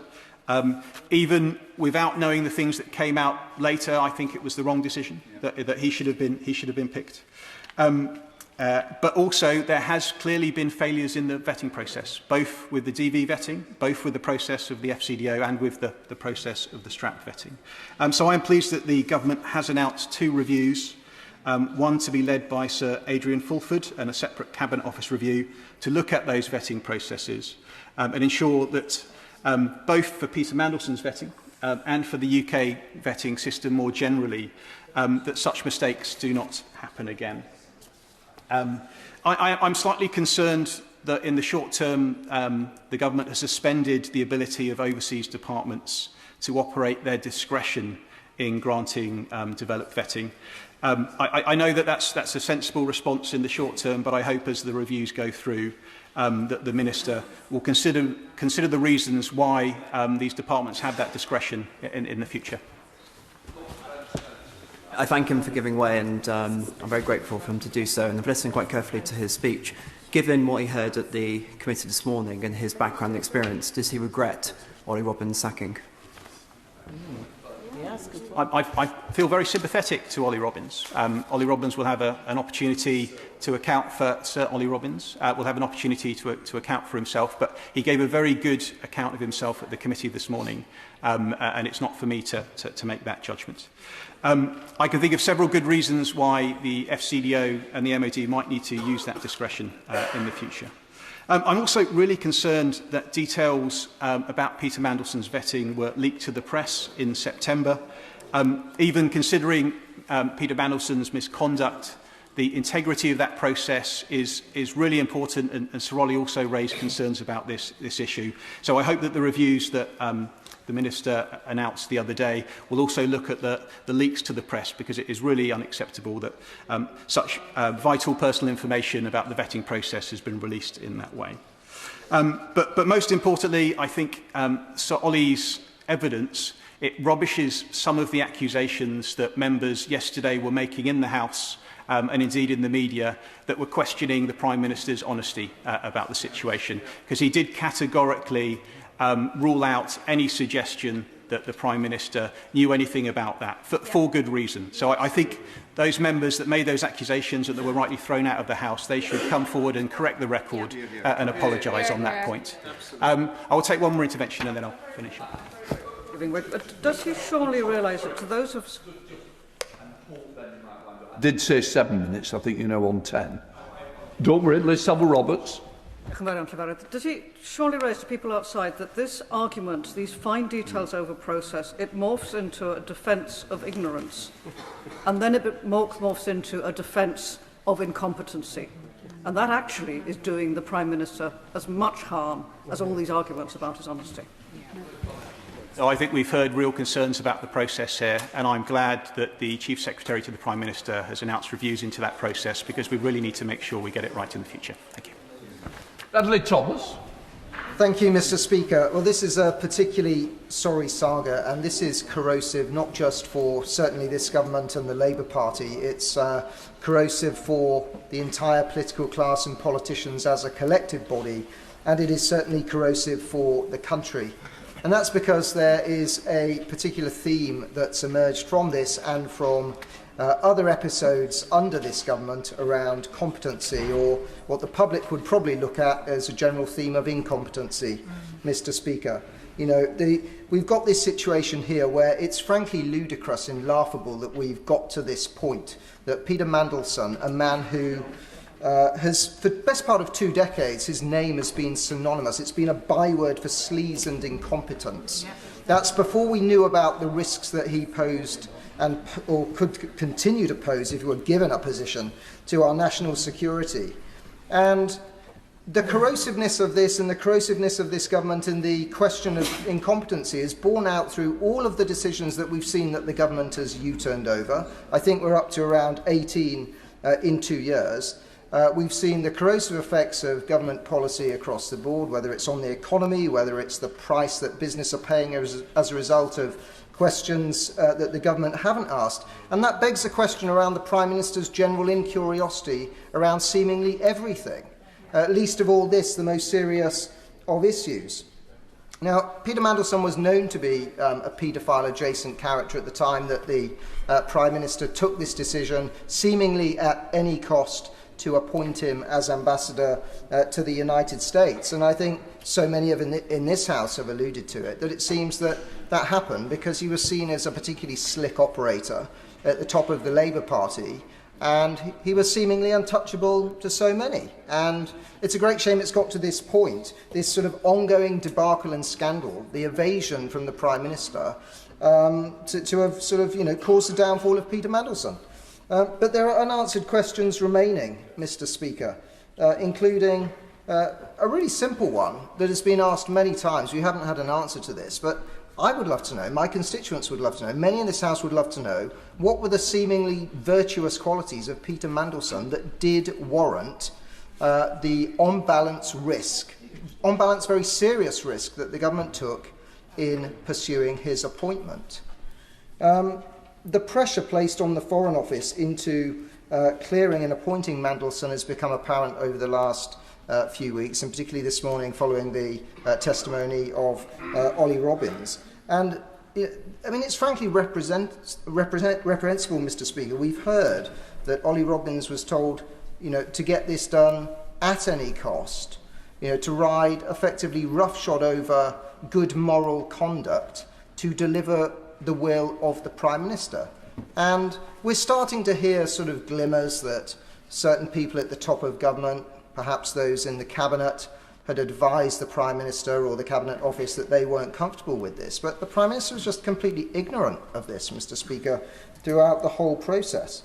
And we now know that Peter Mandelson was effectively appointed and given access to very sensitive security information before his security clearance was granted. So a direct question for the Minister, can the Minister tell the House whether he is aware that Peter Mandelson had access to sensitive information prior to the security clearance recommendation coming through? If the Minister is not aware of that, what review is being put in place to ascertain the level of that information, and what risk management will be put in place to mitigate the effects of the exposure of any sensitive information that Peter Mandelson may have obtained during that period before the security clearance came through. And then, Mr. Speaker, there's another question around accountability. And many of us in this House, but particularly the country at large, would love to know, why is the bar of personal accountability so low for everyone else, yet impossibly high for the Prime Minister himself? Now, if I'd had the chance yesterday, and lots of members wanted to speak, and I understand why I did not get an opportunity, but I would have loved to have asked the Prime Minister, at any point, had he considered resigning? And if not, why not? And how many more have to be blamed or scapegoated before this becomes a situation where the Prime Minister does the decent thing and resigns? How many more twists and turns does this saga have to follow, Mr. Speaker, before the Prime Minister does the right thing? Because I can tell the Minister, who is looking somewhat uncomfortable, and I commend him for coming to the front bench today, I can tell him on behalf of my constituents they are sick and tired of the evasiveness of this Prime Minister. They want him to do the decent thing and to resign. Speaker, I want to address three aspects in my remarks. Firstly, the appointment of Peter Mandelson in the first instance. Secondly, the approach taken by the Prime Minister as details have emerged over the last few months. And finally, the vetting process overall. But first, just to reflect on the debate so far, it's been characterised by a collective amnesia on those benches, some amateur dramatic theatrics we've seen. We've seen the Right Honourable Leader of the Liberal Democrats demonstrate why he's such a risk to trade and industry with one of our largest partners, trading partners. We've seen a member who sits over there choosing to lecture this side about the traditions in the Labour Party. And we've even seen some of my right honourable friends who I suspect their experience of number 10 has been purely in attacking number 10 and in a disciplinary capacity, lecturing us about claiming to have real insight into the culture in number 10. So at the core of the current debate is the decision to appoint Peter Mandelson as UK's ambassador to the USA. Clearly, Peter Mandelson's background of resigning twice from the ministerial office has been in the public record, and whilst there are other allegations about his conduct, not all of them were in the public domain at that time. And many recent revelations have led to his further dismissal from the ambassadorial post, action in relation to his peerage, referral to the police, and ongoing process there. It's clear to all that Peter Mandel should never have been appointed to this role. And whilst this is the case, the apology offered by the Prime Minister on repeated occasions in this House and outside has been full, wholesome and without equivocation. And most importantly, the Prime Minister has repeatedly and rightly apologised to the victim of Jeffrey Epstein for making this appointment in the first instance. So whilst the initial appointment has, and I suspect will continue to be a matter of debate, the Prime Minister's apology cannot be faulted. I want to, in a bit, I want to address the wider approach taken by the Prime Minister in this case and other allegations against senior figures in this administration. And I think this is relevant. I'll come back to you in a second. I'll take you in a minute. It's the case that this Prime Minister promised a change in approach to dealing with such matters, an approach that embraces transparency, that is robust and that is timely, is essential in maintaining public trust and confidence in the government, in politicians and in this House. I'm very grateful to my honourable friend, and he knows full well, this is not any personal vendetta against number 10. He, of all people, knows the culture that exists in number 10 and the toxicity of that culture. The question I want to ask him, and I say this in all sincerity, does he really expect the British public to buy what he's saying? I think I have a better understanding of the culture in number 10 than you do. And I absolutely expect that the British public understand that the apology put forward by the Prime Minister has been full, it's been wholesome, it's been unequivocal, and that he hasn't messed about on that. If you come back to me, I'll take in a few minutes. And so maintaining, so dealing with allegations in a timely fashion, in a manner that is robust, that ensures full transparency, is essential to maintaining trust and confidence in the government, in politicians and in this House. And on every occasion there has been an allegation levelled, the approach of this Prime Minister and this government, and whether it's been in Peter Mandelson, whether it's been in relation to previous Deputy Prime Minister, is the approach of this Prime Minister government has been in marked contrast to the previous successive Tory Prime Ministers. We saw then a real refusal to accept allegations were valid. We saw a refusal to address allegations in a timely fashion by referring for an investigation, of investigations being dragged out, and a refusal to accept the findings of investigations. In the case of Peter Mandelson, it can be seen that the allegation and information, as allegation information has been forthcoming, the Prime Minister has come to the dispatch box again and again, and he has sacked him, he's taken action again and again. And that action has been robust, speedy, and the ongoing commitment to the humble address will ensure full transparency in this. And this is in marked contrast to how the previous government has handled such matters. Thank you, Mr. Speaker. The honourable gentleman is talking about the point of full transparency, and it is in the Ministerial Code that ministers must be open and transparent. When the Prime Minister came to this House in February and said that the reason he'd sacked Mandelson was because he'd lied to him about his relationship with Epstein, do you think that was a full and transparent account of the reasons why Mandelson should not have had the job?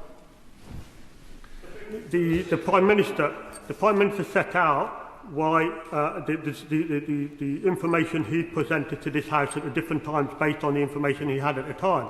And I think further questions to that should be directed to the Prime Minister. But I think fundamentally though, this side will not take any lessons from that side who over a number of years presided over trampling trust and confidence in politicians and in this House into the ground again and again and again.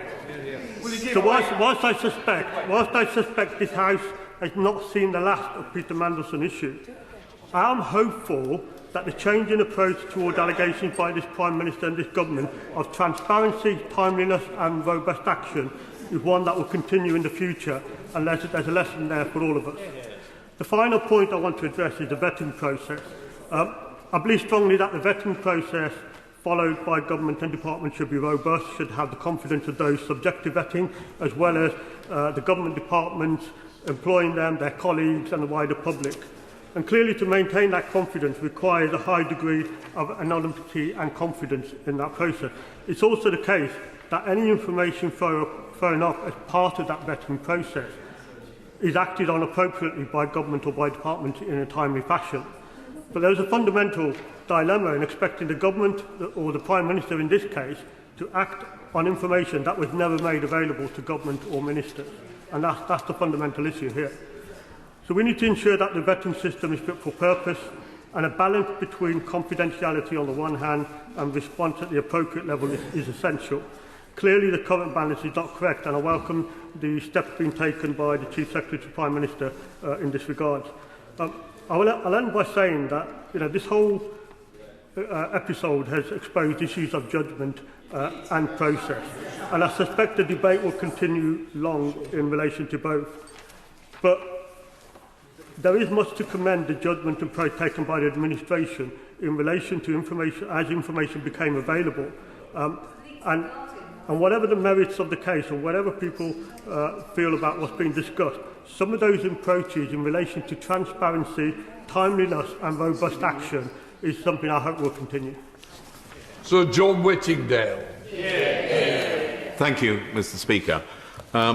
This morning's Foreign Affairs Select Committee session lasted 2.5 hours and was certainly one of the more remarkable that I've attended, and I have been involved in a number of quite controversial Select Committee hearings over the years. I do think that it showed the Select Committee system at its best, and members across the House worked together, and it's a pleasure to follow the Honourable Gentleman, the member for Hales-Owen, a fellow member of the committee who spoke earlier. And I also share his view that Sir Ollie Robbins, who gave us evidence, put in an impressive performance. He is clearly angry at the way he has been treated, and he does have a distinguished career which has been brought to a premature end, and clearly he is very upset by that. But in his evidence, he did make some extraordinary revelations. He, of course, had given evidence to the committee last year in November when, as the chair of the committee suggested in our introduction, we may have heard the truth and nothing but the truth, but probably not the whole truth. This morning we heard a lot more of the whole truth. And what became absolutely clear, and had already been suggested at the previous hearing, was that number 10 Downing Street was absolutely determined that Lord Mandelson should become the ambassador of this country to the United States. So Ollie told us that his predecessor, Philip Barton, had strongly advised that this should not happen until after the developed vetting process had been completed. But despite that advice from the senior permanent Under-Secretary of the Foreign Office, it was ignored. And indeed, the Cabinet Office, we are told, then went on to suggest that developed vetting might not even be necessary. And yet this was not just a routine appointment. It was not routine for two reasons. Firstly, it was the appointment of probably the most important ambassadorial post that this country has. And secondly, very, very unusually, it was a direct ministerial appointment. Most of the time, ambassadorial appointments are made from within the civil service and people have already had that vetting procedure. This was somebody who was being brought in from the outside, who had not been vetted and already had a track record of having twice had to resign from government. I'll give way. I thank the Right Honourable Member for giving way. And the role of the Prime Minister is the highest honour in UK politics and demands sound judgment. And the reality is there was no sound judgment when he did appoint him, a disgraced individual who had 2 resignations and well-documented associations with a sex offender. And what we hear from the Labour benches today is lambs to the slaughter. They are defending the indefensible, and the general public are hearing that today and are hearing how disgraced this place is by the decision of the Prime Minister to appoint Peter Mandelson. I completely agree with the Honourable Lady, and it's somehow being suggested from the other side, but it was people advising the Prime Minister. I think one speaker earlier said the Prime Minister had been persuaded to appoint him. Well, I worked for the Prime Minister, and she coined a phrase, officials advise, ministers decide. And in this case, it was the decision, as she says, of the Prime Minister.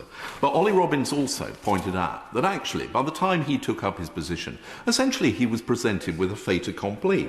He actually set out to us. He said, I took over as PUS on the 20th of January. He then said, already due diligence had been completed, and we know that that process, which included interview with Morgan McSweeney, had revealed the ongoing relationship between Lord Mandelson and Peter Epstein, but that was ignored. We were told that approval of the appointment had already been given by the King. It had been announced publicly to the press.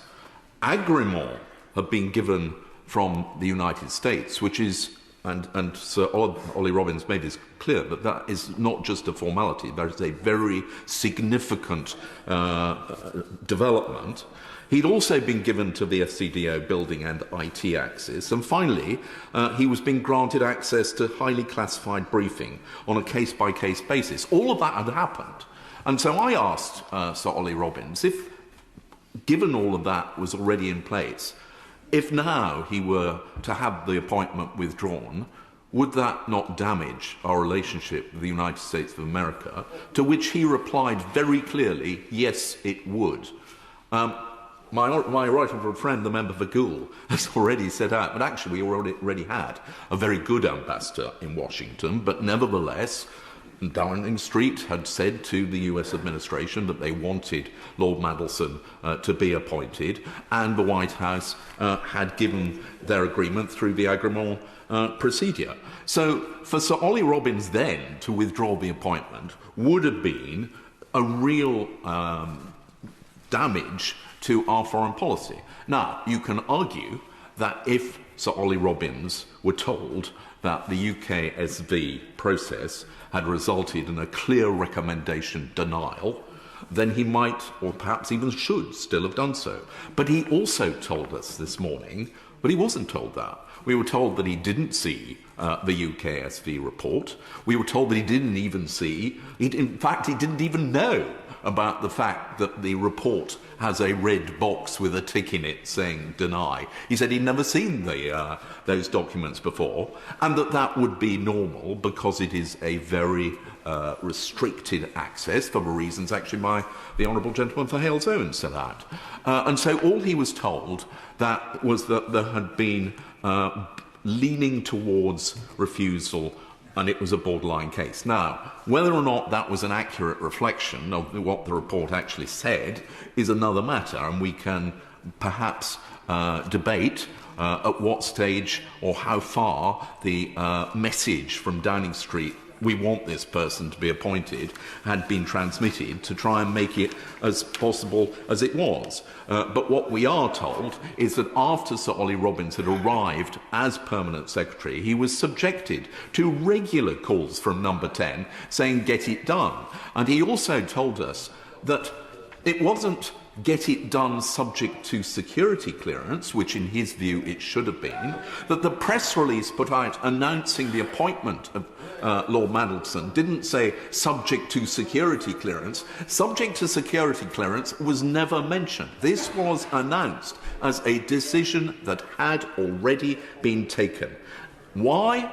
That is a matter that we can that is open to conjecture. There is the view of the some on the other side that it was somehow a reward for services given in getting the Prime Minister the job, or the leader of the Liberal Party has said it may all be to do with the trying to cosy up to President Trump, although, as my honourable friend pointed out, actually our previous ambassador have done a really good job in representing this country to President Trump. We may never know. What we do know is that the Prime Minister was absolutely determined that that appointment should be made.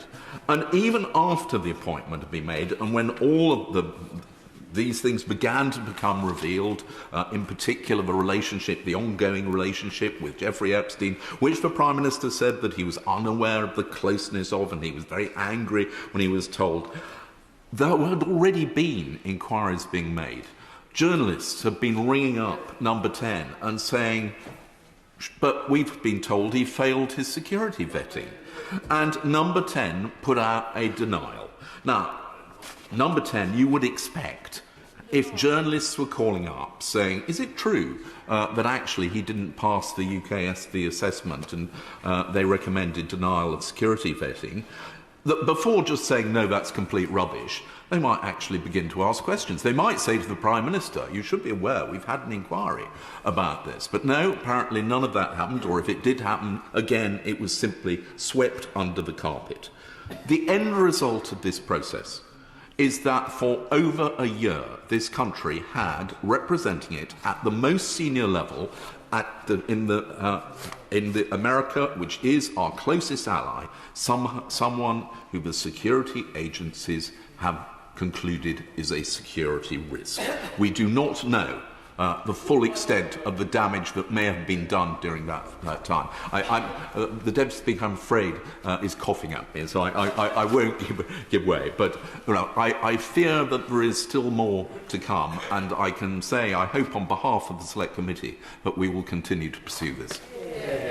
Dr. Alison Gardner. Thank you, Madam Deputy Speaker, and I will reiterate my honourable friend from Hales-Owen's point that I wish I'd never heard the name Peter Mandelson. He should not have been appointed. It is right that he would have been sacked, and I will acknowledge his experience and expertise on the issue, which I will admit I don't have.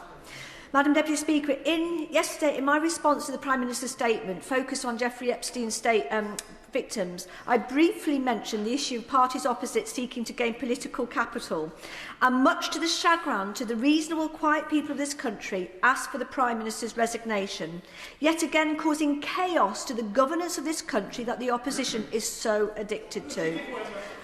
The opposition grumbled at this, as they are doing so now, so I want to take this opportunity to clarify. I will repeat, if we ignore the social media trolls and bots and ignore the self-interest of billionaire-owned right-wing press, the quiet, reasonable majority of people do not want a change of Prime Minister. As one lifelong Tory said to me yesterday, I see the Prime Minister is still here. That is a good thing. They are grateful that this Prime Minister, as a teacher I can out-talk you all, they are grateful that this Prime Minister has not drawn our country into a mad, dangerous conflict, a conflict the opposition would have immediately joined. People value a stable government, a government that focuses on matters people really care about. They want a stabilised economy. They want reform to send and support for schools. They want our NHS rebuilt and waiting lists to drop. They want our roads fixed. They want their wages to increase. They want affordable homes. They want their communities to be safe and welcoming. And they want violence against women and girls tackled. People are fed up of politics and fed up of this navel-gazing over process. They are fed up of more politicians politicking and point-scoring. They are tired of it. And why? I will come to you in a minute. I'm in the flow, and I will promise you I'll come to you. Because after 14 years of the previous government chopping and changing prime ministers and secretaries of state and the blonde bumbler and the loopy letters, this country was on its knees, its people exhausted. The people do not want more of the same, and despite the opposition's constant efforts, we will not let them manufacture more chaos, and I will kindly give way. It's to the point that she's just made. Is she familiar with the YouGov poll that regularly asks the UK population how well they think Keir Starmer is doing as Prime Minister? And is she aware that the latest data shows that 70% of the UK population think he's doing badly? We're glad he's here. I thank the Honourable Lady for her intervention. I will say that polls can generate answers depending on how they form their questions, and I will say, if you look at other polls, if we like them, he is still a lot more popular than certain other members present in this House. And in reference to their chaos, I will speak up for the civil service, and I will express empathy to Sir Ollie Robinson. In the whirl of Prime Ministers and Ministers of the previous government, among the COVID partying and profiteering, and the party opposite has never apologised, and I will never forgive. The civil service clearly did their best to stop this country from sinking into the mire. In such chaotic conditions, it is no wonder that the culture developed that decisions would be made without fully informing ministers or prime ministers, partially because under the party opposite they probably couldn't be sure who would be the prime minister or minister that month. I will give way. I think the remaining people who want Starmer to remain Prime Minister are those people who are worried who the Labour Party may pick to have instead. But I wonder if the Honourable Lady would make a comment on. She seems to be saying all sorts of other whataboutery sort of information, but has she considered that actually this is not manufactured? This is a huge national security concern, that we had an ambassador who had access to security information at the highest level, who was a security risk to this country. Yes. I thank the Honourable Lady for her intervention. I do apologise, I struggle with my hearing. I didn't quite pick up everything that she said, but I will come to the policy about the vetting and security in a second in my speech. I hope that might deliver an answer to her. Do apologise.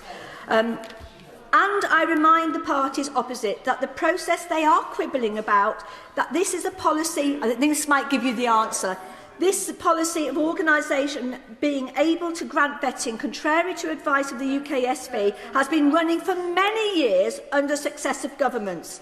It is this Prime Minister, this government, that is now reviewing this process. And I will reiterate the key points. Mandelson should never have been appointed as our ambassador.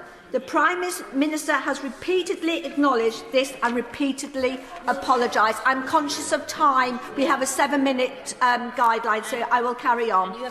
It is clear that Foreign Office officials granted developed vetting security clearance to Mandelson and never told ministers they'd done so against the recommendations from the vetting agency. This is shocking, and any reasonable person would have assumed that this information would have been proffered without asking. The policy is wrong. It should change, and as a result of the review, hopefully it will change.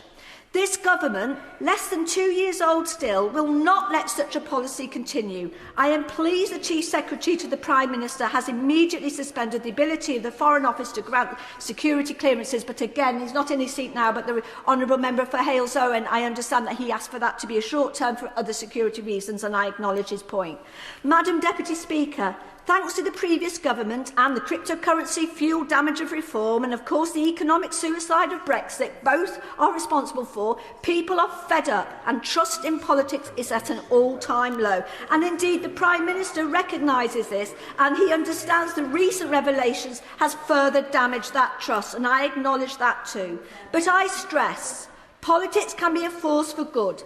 Politics focused on people, not political process. Politics focused on the decent, hard-working people of our country, thankfully still at peace due to the strength of this Prime Minister, can be a force for good. The opposition is still addicted to chaos and game-playing, seeking scraps of political capital where they can. I suggest they have flogged this issue as much as they can. They need to focus on rebuilding their dying party and apologise to the people. This Prime Minister and this government is focused on rebuilding this country, the country they broke and still won't apologise for. Danny Kruger. Madam Deputy Speaker, the Prime Minister came to this House only yesterday, saying in his own words, I will now set out the full timetable, and later insisting he'd come to give the full account to the House. And that followed Downing Street's acceptance earlier in the day that his previous account had at the very least inadvertently misled members. So yesterday was meant to be the great clean-up, the day of the full facts, full candour and full accountability. But today, Sir Ollie Robbins gave evidence to the Foreign Affairs Committee and published a letter that blows a hole straight through the Prime Minister's version of events. And many honourable members have made the points already exposing this. Obviously, the lack of curiosity on behalf of the Prime Minister is inexplicable and reprehensible. The evasions, the obfuscation, the blame shifting that we've seen, and the blatant contradictions. I want to just point out one that I don't think has been particularly surfaced so far this afternoon. The Prime Minister said that he was astonished. He said it was incredible that information like this could have been withheld from him. But it is significant that in his letter, Sir Ollie Robbins says that the position that was conveyed to the committee in September 2025, that I quote, ministers are not informed of any findings other than the final outcome, was agreed with the Cabinet Office and with number 10. So, in other words, the Prime Minister is now trying to dump the entire scandal on one official for acting within a position that Downing Street itself had signed off. That is not accountability, that is a stitch-up. And worse still, we also learned today that before Sir Ollie even took over, due diligence on Mandelson's appointment had been completed. Approval had been given by His Majesty. The appointment had been announced. Agreement had been secured from the United States. Mandelson had building and IT access, and he was already giving highly classified briefing on a case-by-case basis. We've even learned that the Cabinet Office itself raised whether developed vetting was necessary, and the FCDO had to insist on it. So let us drop the pretence that this was some neutral, pristine process derailed by one Mandarin misconducting himself. The appointment was politically driven from the top and forced through in an atmosphere of pressure. Now, of course, the Prime Minister's position is untenable, as many members have said. But if it is possible, the Prime Minister's honesty or position isn't the most important thing about this saga. What matters even more is our system of government, for which the Minister is partly responsible. And if the Prime Minister has been surprised to find that the civil service acts within processes that screen ministers from information and from the power to make decisions, no one else is surprised about this. I think the Prime Minister has spent so long as a civil servant and then as a politician behaving like a civil servant that when he finds that the system doesn't work, he has a sort of professional breakdown and starts spluttering about process and reviews of the processes. Yes, we need process. But the fact is that appointments, like everything else that the government does, are political decisions. Politics is simply the management of the common life of the community, the management of trade-offs between different ideas and interests. And we in this country have developed over many years a model of doing things, of doing politics, that is or was the best in the world. Civil servants, accountable to ministers, accountable to Parliament, accountable to the public. Break those links of accountability, and instead of a hierarchy with the public at the top, ultimately in charge through the ballot box, and civil servants at the bottom, genuinely the servants, the democratically elected masters. Instead of that, you have the civil servants at the top, unaccountable. You have ministers floundering around like this lot are. Parliament is pointless and the public is outraged. So that's what's got to change. A great restoration of the principle that the civil service serves the public. And it does this by respecting the ultimate responsibility of ministers as decision makers. It is absurd to have rules that shield the decision makers from the information they need to make a decision. No other organisation would do this. So, Madam Deputy Speaker, this is why we need to restore the Armstrong principle set out by Robert Armstrong in 1985. As he said, the civil service has no constitutional personality or responsibility separate from the duly constituted government of the day. So yes, I want to see the back of this Prime Minister, but most of all, I want to dismantle the cabal of permanent secretaries that run this country and restore the proper authority of Parliament. Thank you. So I am going to try and get more members in to speak, so I'm reducing the informal time limit to 4 minutes. Richard Bergen. Thank you, Madam Deputy Speaker. And I want to start with a point of inquiry that I hope that the Chief Secretary to the Prime Minister will be able to answer in his response later, so he's got time to look into it if he doesn't know the answer already. Because yesterday I asked the Prime Minister whether his former Chief of Staff, Morgan McSweeney, passed all his security vetting and whether he ever handled documents for which he had anything other than the appropriate level of clearance. I'm not sure that the House thinks that we got a clear answer from the Prime Minister yesterday to my question.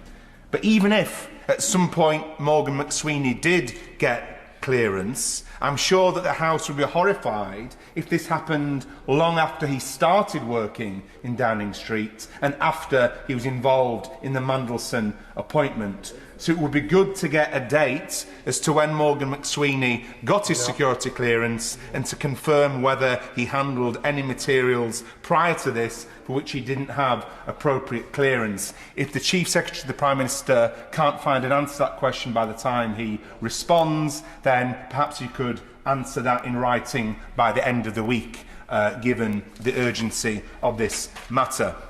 The situation we're in, of course, raises questions about process. And process is important. But let's not mistake that this is fundamentally political. Politics drove this. Something that was unusual about the appointment of Mandelson was that it was a political appointment. It isn't standard for the ambassador to the United States to be a political appointment. Whatever Peter Mandelson is and was, and I have my own opinions on that, he wasn't a career civil servant, and he'd been up to other things, and so the security vetting was clearly very important indeed. But the fact that this was fundamentally political, a political decision by the Prime Minister, driven as well by Morgan McSweeney, is evidenced by the fact that everyone in here knows that the Prime Minister wouldn't have signed off someone with Peter Mandelson's record to stand as a Labour candidate for a town council. Yet he was eased into the incredibly important position of Ambassador to the United States of America. And I will give way. Honourable Member for giving way, and I think he's getting to the nub of the issue here. This is about fairness in society, and we tell everybody else outside of here who we make the rules for, play by the rules. But when you're in here yourself, when you're the chief man, you can do what you want. And that is what's flying in the face of the vast majority of public. Would you agree? I totally agree with the honourable member, and she makes a very powerful point, and that's why the public are so outraged. And it was a political appointment. And the reason the Prime Minister was so grateful to Mandelson was because of the role that he and Morgan McSweeney played in getting him to be leader of the Labour Party through that organisation, Labour Together. And what was it that made them think that Peter Mandelson was such a wise political appointment. It was because of what Peter Mandelson represented. Peter Mandelson epitomised the idea that the role of the Labour Party isn't what it was set up to do, which is to be a voice for working class people and the trade union movement, speaking truth to power and changing society in the interest of the many, not the few, but it is, in fact, an organisation that should be closer and closer to the super rich and powerful. It was because of Mandelson's proximity to the super rich and to the powerful that he was appointed to that role. And that's what led to decisions, and I'll come to the end, that's what led to decisions which has made the Prime Minister and the government unpopular. That's what's led to decisions like the cuts to the winter fuel payment, the cuts to disability benefits, because the idea, the vision that Mandelson put forward is one which has polluted our party, and that's why we need a full and independent investigation into Labour Together, the organisation favoured by Mandelson, by McSweeney, and which has dragged this party through the gutter, and where we saw certain nefarious practices tested in our party in opposition, now brought into government. That needs to change, because otherwise where we're going to end up with is despair, leading to the election of a Trump-style government in this country led by reform, something which no decent person in this House should want to see happen. David Simmons. Thank you. Thank you, Madam Deputy Speaker. I first crossed paths with the Prime Minister when he and I were both working to improve the way our country deals with cases of child sexual exploitation.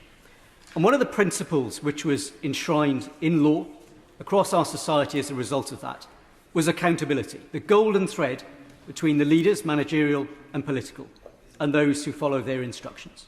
And it was very clear that if you led an organisation where mistakes were made, if you ignored the warnings, you were accountable, or you created a culture in which those warnings were not properly shared, you were accountable. And it is not at all clear why the Prime Minister, since all he learnt and all he did in those days, has decided to abandon that position. It was said of the Prime Minister, pretty much the first time I have seen him angry was when he commissioned this report. He was angry because he did not know. He wondered why the escalation process did not permit the case to be referred up to his office. Those words do not refer to anything to do with Peter Mandelson. They date to the decision of the Crown Prosecution Service not to proceed against Jimmy Savile. But those words in The Guardian could refer exactly to the matter that we are debating today. So I gently say to the members opposite that whilst past performance is not a guide to the future, this is a Prime Minister who has got form in deploying exactly this defence when caught out. But, Madam Deputy Speaker, I cannot let this debate pass without raising an issue which is of great concern to my many constituents who are workers at HMS Warrior, the base in Northwood, just on the edge of my constituency.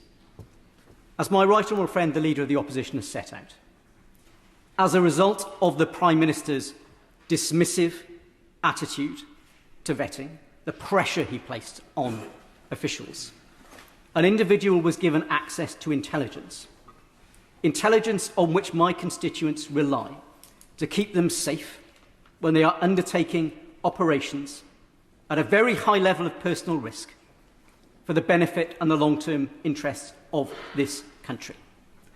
And the Prime Minister refuses to accept any accountability for the risks that his decision may have placed my constituents and their loved ones and so many other people who serve our country at. So I hope this Minister will be able, on behalf of the Prime Minister, to give the House an unambiguous assurance that whatever was shared with the Prime Minister, whatever was shared with ministers, that the necessary minimum risk mitigations were put in place so that we can be confident at least that this government thought to try and keep my constituents and those who serve our country safe. Liz Savile-Roberts.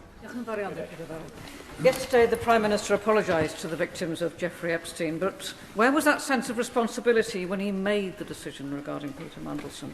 And where was that sense of responsibility when he actively chose to ignore information that was already in the public domain?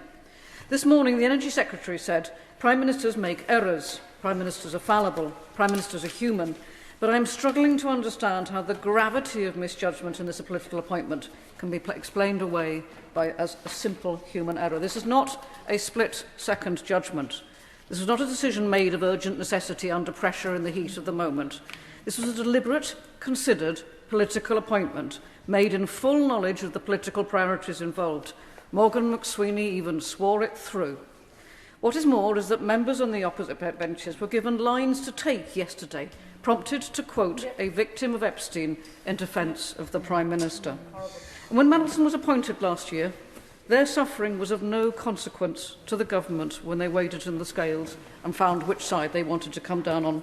In truth, it is thanks to the bravery of victims like Virginia Giuffre that Epstein's crimes are even in the public domain. Her sister-in-law, Amanda Roberts, said this about Mandelson's sacking last year. Our governments have allowed these people to hold their status and their title without shame. It is unfair we continuously pull these skeletons out, that survivors have to continuously point the finger for us to do the right thing. These were women and children who were trafficked and abused by a network of men who acted with confidence that they were untouchable, too powerful to challenge and too protected ever to be brought down. And truly it raises the uncomfortable question of whether Peter Mandelson's familiarity to that world was treated as a skill set rather than a red flag. Was he chosen precisely because he was comfortable rubbing shoulders with the sort of men who shared private jets with Epstein, rather than in spite of it? So how can the Prime Minister now express sympathy for victims of crimes committed by a man whose closest associates he chose to elevate?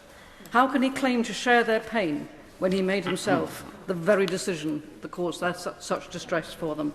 And just this morning, Sir Ollie Robbins told the Foreign Affairs Select Committee that Downing Street asked the Foreign Office to find a senior diplomatic role for the Prime Minister's then communications chief, Matt Doyle, even though Doyle had campaigned for a friend charged with possessing indecent images of children. This is the government that promised to turn the page on Tory sleaze and restore trust and integrity to British politics. Instead, not once, but twice, the Prime Minister pressured the civil service to appoint friends of known sex offenders to senior diplomatic roles. To close, Madam Deputy Speaker, the facts were known, the associations were known, the public record was clear, this was a public decision, it was a wrong decision of such magnitude that the only conclusion will be to end the Starmer administration. And that is when the Labour Party, of course, decides to do it, because that is the Labour Party's responsibility. Katie Lamb. Thank you, Madam Deputy Speaker. Yesterday, my right honourable friend, the Leader of the Opposition, and I both asked the Prime Minister whether he knew about Peter Mandelson's role as a director at Sistema when he appointed him to be the ambassador to the United States. Given that the Prime Minister didn't answer our question then, I will repeat the facts of that case and ask the Minister to clarify. From 2013 until at least 2017, Peter Mandelson served as a director for Sistema, a Russian conglomerate which invests heavily in Russia's military-industrial complex. This means that Mandelson remained a director at Sistema after Russia's annexation of Crimea. It also means that he would have maintained close contacts with figures linked to the Russian government, including Sistema's former chairman, Vladimir Yevtushenko, who is currently subject to sanctions as a result of his links to Vladimir Putin. Any sensible Prime Minister would want to consider these facts carefully before appointing somebody to a sensitive diplomatic post, and would give proper consideration to whether those relationships would leave that person exposed to Russian influence. This is particularly true in the case of Peter Mandelson, who has a long history of improper financial conduct.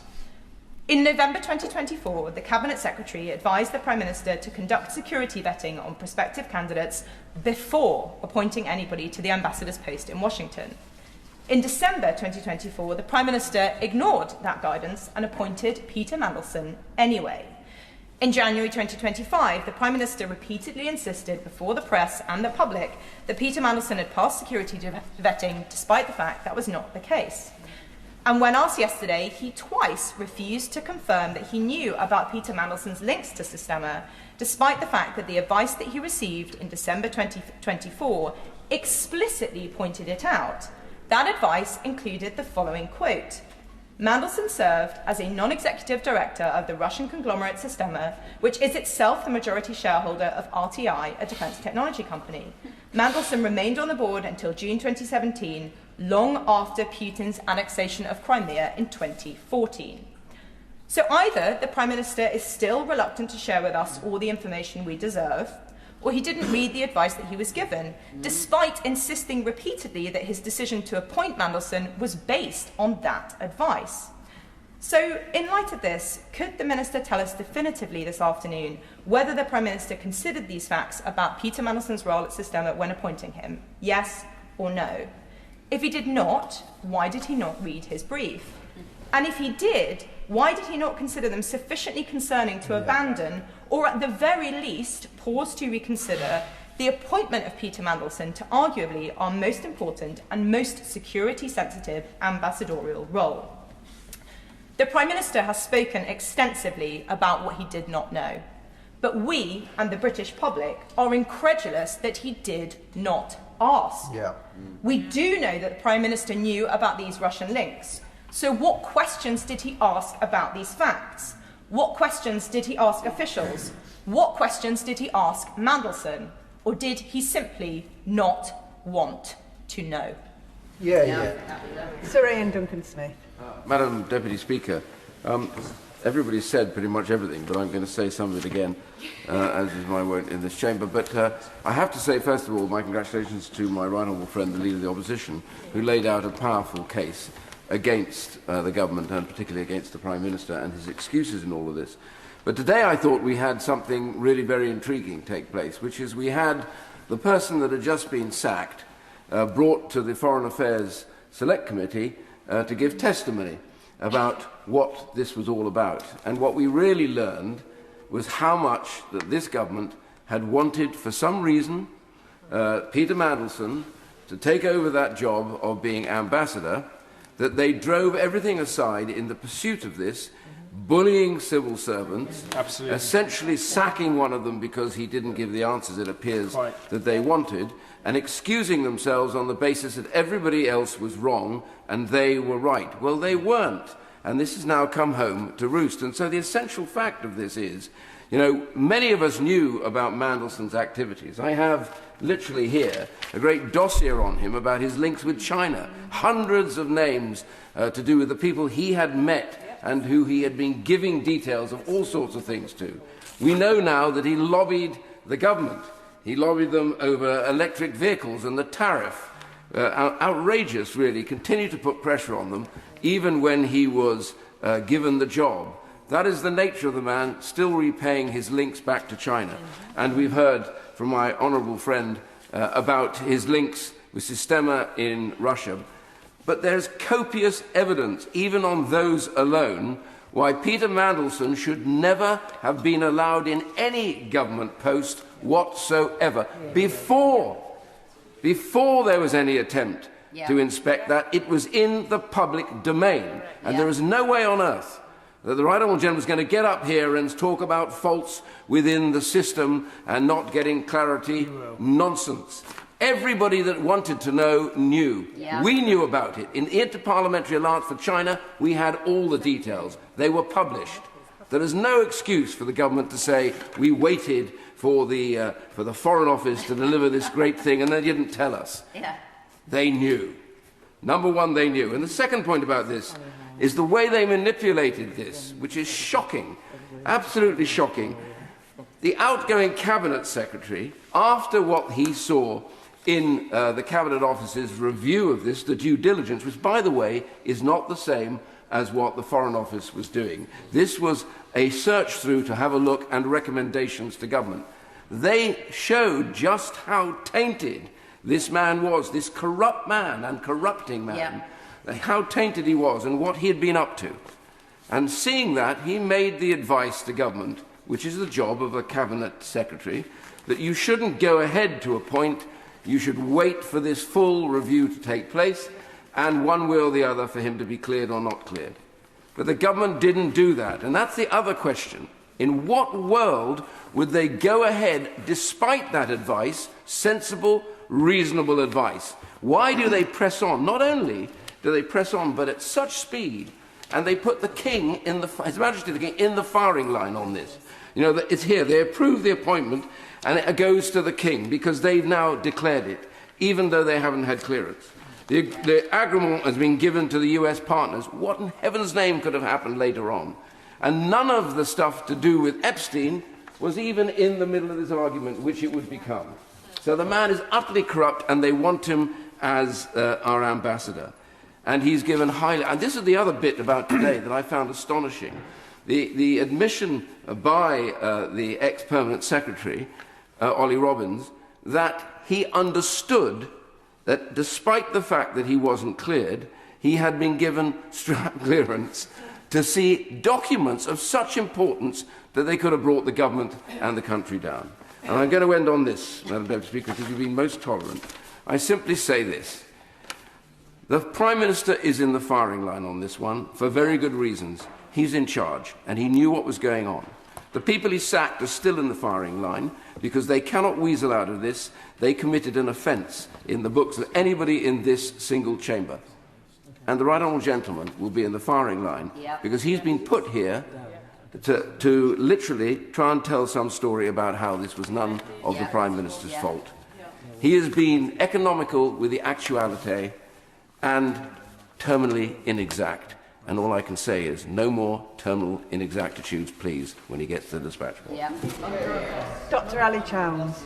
Thank you, Madam Deputy Speaker. And before I begin my remarks on the appointment of Peter Mandelson as UK Ambassador to the US, I just want to stress my profound respect for the victims and survivors of the disgusting child sex offender Jeffrey Epstein. I very much hope that they are in the minds of all of us in this chamber today as we debate this, and because we should remain mindful that the chain of events that has led us to this point, that's brought us here, actually stems from their bravery in standing up and speaking out to expose Epstein's crimes. Now, what's at stake here is actually the future of the Prime Minister. Certainly questions of the Prime Minister's judgment. The Prime Minister's sole defence appears to be that he just wasn't told. But it's clear that the Prime Minister, first of all, didn't understand the security vetting process and actually didn't want to understand that. He didn't want to do the security vetting process in the first place. He created a culture of political pressure that overrode that process. And finally, he's thrown a civil servant under the bus for failures that should be placed very clearly at his own door. He didn't clearly understand the process. There was a process of UKSV doing the developed vetting, and then of the Foreign Office considering that. Now, we've had Sir Ollie Robbins giving evidence to the Foreign Affairs Select Committee today, saying that there was, a degree of grey area, that it was borderline, that he only had a verbal briefing. He didn't even see the piece of paper that made it clear that UKSV felt that Mandelson should not pass developed vetting. But Sir Ollie Robbins says that he decided that there could be mitigations to be put in place in that system. This is clearly a process that the Prime Minister himself didn't understand, despite the fact that at least one honourable member has said today it was very clearly notified to him in advance. The Prime Minister didn't even want to do this process. Again, it's clear from Ollie Robbins' testimony today that there was a tussle between Number 10 and the Foreign Office about whether to undertake the vetting at all before Sir Ollie Robbins took up his position, with Number 10 just wanting to rush through the appointment about it, and the previous Permanent Secretary had to really dig his heels in order to insist that the vetting was done. And then the FCDO was subsequently hassled by Number 10 to get the appointment done before Trump's inauguration, without any curiosity or any caveats about whether the vetting was passed. The Prime Minister asked no questions. He displayed terminal professional incuriosity, willful ignorance, totally unacceptable. It's clear that no value was placed on the vetting process by Number 10, despite the PM now claiming that he's completely staggered that he was not told about it. Indeed, Ollie Robbins today said that Number 10 had a dismissive attitude towards the vetting. And Number 10 put in place a culture that established, again in the words of Mr Robbins, a very, very strong expectation that vetting would be passed. There was no culture of paying attention to due process. There was simply a culture of getting a political appointee in post as quickly as possible with the minimal scrutiny. And it didn't just apply to Mandelson, it applied to, again, as we heard today from Ollie Robbins, Matthew Doyle, where a request came from Number 10 to put him into a political, into a position without even informing the Foreign Secretary. And now the PM has a temper tantrum and sacks the civil servant because he's furious about this. The country is furious with the Prime Minister. The Prime Minister has previously said he takes responsibility for mistakes made in his team, but there is no accountability on show today. There is no responsibility taken by the Prime Minister. This is just one of numerous errors of judgment by the Prime Minister. He should resign. Saoirse Eastwood. Thank you, Madam Deputy Speaker, and indeed, as others have already said, you almost feel like everything has been said at this point, but one thing that strikes me in all of this is that this is called the House of Commons. Our job is to come here and represent the common person.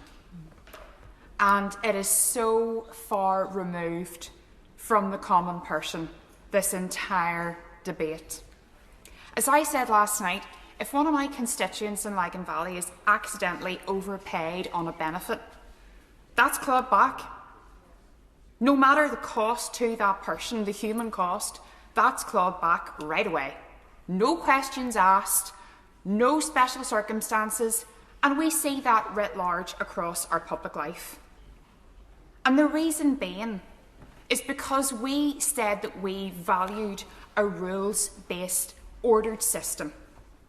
We wanted a society that was fair, and we valued integrity, and we valued trust, but more importantly, we wanted to understand that the people that came to this house were going to act in a way that was beyond reproach, that was going to act in a way that they expected everyone else across the UK to behave.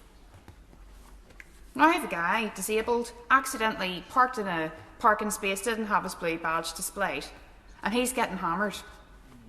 He's getting hammered. Maybe he'll get off, who knows.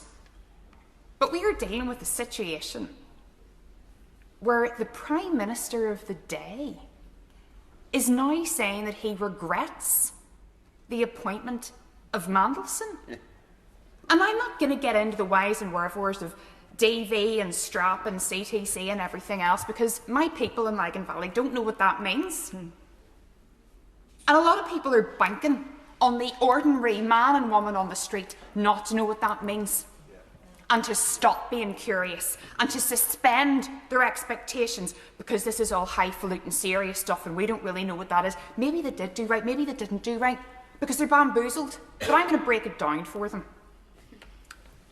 I would say this to the Prime Minister. What was it about the twice disgraced, paedophile-adjacent, self-styled Prince of Darkness that you found so attractive to put into this plum job, not just of government, but of the United Kingdom on the world stage? What was it, Prime Minister, that appealed to you about Peter Mandelson? We still don't have the answer. We still don't have the answer. But all I know is that my constituents are disgusted with all of this. And this isn't the first time, it's not the second time, it's not the third time. It has been going round in a merry-go-round, no matter who it is.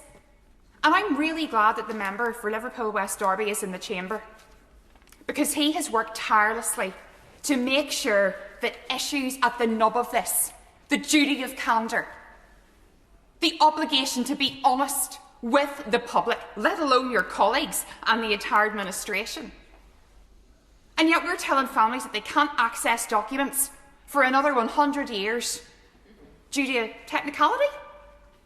How am I making that make sense to them? And I am indignant, and I am outraged. And a lot of people in this building are expecting us to no longer be outraged. We'll be outraged. Because if we can't prove that this works, we know he's going to step into the shadows. We know he's going to be out there setting the algorithms. We know who is going to be preying on the carcass of what was a once great democracy. And we've seen other democracies fail. Let's not fool ourselves that the UK is immune from this. And the number one thing we can do within our gift is to show that we still value integrity.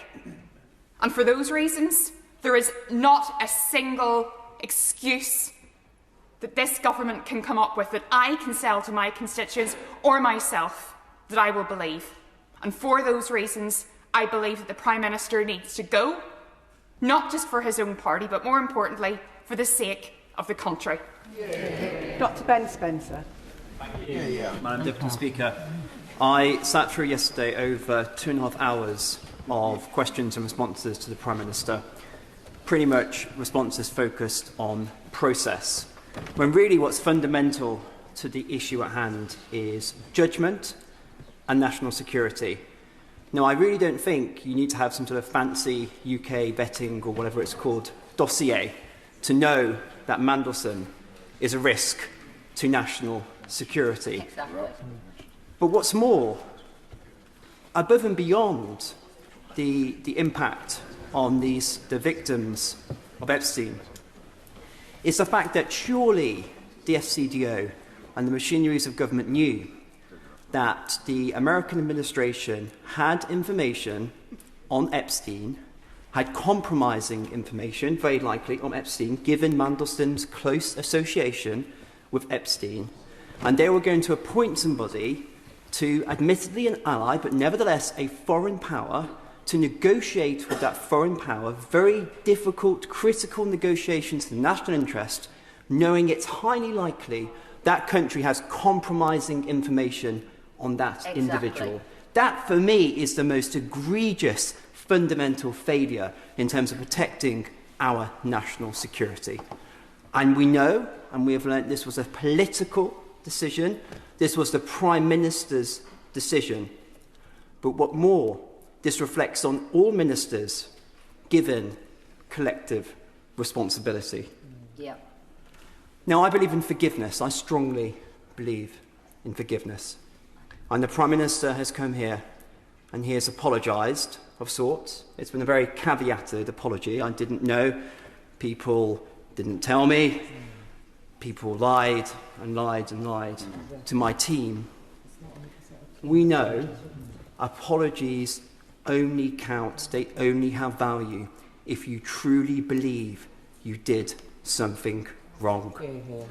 The Prime Minister needs to finally show some leadership and take responsibility for his actions for all of us. Ian Solemn. Thank you, Madam Deputy Speaker. Yesterday, the Prime Minister stood at the dispatch box for nearly 2.5 hours, and he said on at least 12 occasions that appointing Mandelson was an error of judgment. His judgment. He apologised for it. He said he took responsibility for it. But at no point, not once in that 2.5 hours, did he tell this House what his error of judgment was, or exactly where he went wrong in his reasoning. Madam Deputy Speaker, that distinction matters. Saying I should not have appointed him is a description of an outcome. It is not an account of a judgment. It's like saying I should not have crashed the car without accounting for the actions that led to the crash. Because whether the driver was speeding or distracted or asleep at the wheel, the answer matters. It matters for understanding what went wrong, it matters for preventing it happening again, and it matters for judging whether the driver should still be behind the wheel. The difference is not a technicality, it is the difference between meaningful accountability and accountability that is merely performative, between a Prime Minister who owns his decisions and one who merely acknowledges them. Accountability to this House is not a constitutional nicety, it is the condition on which this House and the people we all represent grant the government the authority to act at all. We all know what was in the due diligence report the Prime Minister received in December 2024. The twice resigned minister, the China connections, the Russia connections, the Epstein association that continued after conviction. The Prime Minister received that report. He has confirmed he knew its contents, but he proceeded anyway. That was his judgment. And it is that judgment, not the vetting process, not the Foreign Office chain of command, not Sir Ollie Robbins, that this House has not been given an account of. Instead, yesterday we received a detailed, exhaustive account of what officials failed to tell him. Yet the more exhaustive the catalogue of official failures becomes, the more completely the Prime Minister's own reasoning disappears from view. You cannot simultaneously claim an error of judgment and outsource its explanation to official failure. He has offered us an alibi instead of an explanation, an account that places him away from the scene of the crash. Yesterday's statement was a masterclass in process that the Prime Minister was apparently unaware of. It was not an account of a judgment. This morning, Sir Ollie Robbins told the Foreign Affairs Committee that Number 10 showed no interest in whether Mandelson would receive clearance, only when. That there was, in his words, a generally dismissive attitude to Mandelson's vetting, with focus only on getting him to Washington quickly. This is not a picture of a Prime Minister kept in the dark by officials. The alibi, it turns out, has witnesses, and they are not saying what the Prime Minister told us yesterday. Madam Deputy Speaker, the Prime Minister has wide executive latitude. He is entitled to make difficult appointments. He is entitled to weigh competing considerations and reach conclusions that others would not reach. That is what governing requires. But the latitude is not unconditional. It comes with a democratic obligation to account for his reasoning to this House and to the people we represent. Not to describe outcomes, not to catalogue process, but to explain his judgment. What did the Prime Minister weigh? What did he conclude? And where in his reasoning did he think he went wrong? Yesterday he told us 12 times that he made an error of judgment. But he has not told us once what that error actually was. We still don't know how he crashed that car, and this House demands an answer. Gregory Stafford. Thank you very much, Madam Deputy Speaker. Yesterday's statement from the Prime Minister should have brought clarity. Instead, it has left this House with more questions than answers. And this isn't a narrow procedural issue. It goes to the judgment of the Prime Minister. And it's really a disgrace, I think, Madam Deputy Speaker, that he's not here today to answer questions. Perhaps the usual excuse that he wasn't told holds clear. So let me begin, Madam Deputy Speaker, with the exchange I had with the Prime Minister yesterday, because it crystallises the problem. On the 4th of February, the Prime Minister told my right honourable friend, the Leader of the Opposition, that the vetting process had disclosed information relating to Epstein.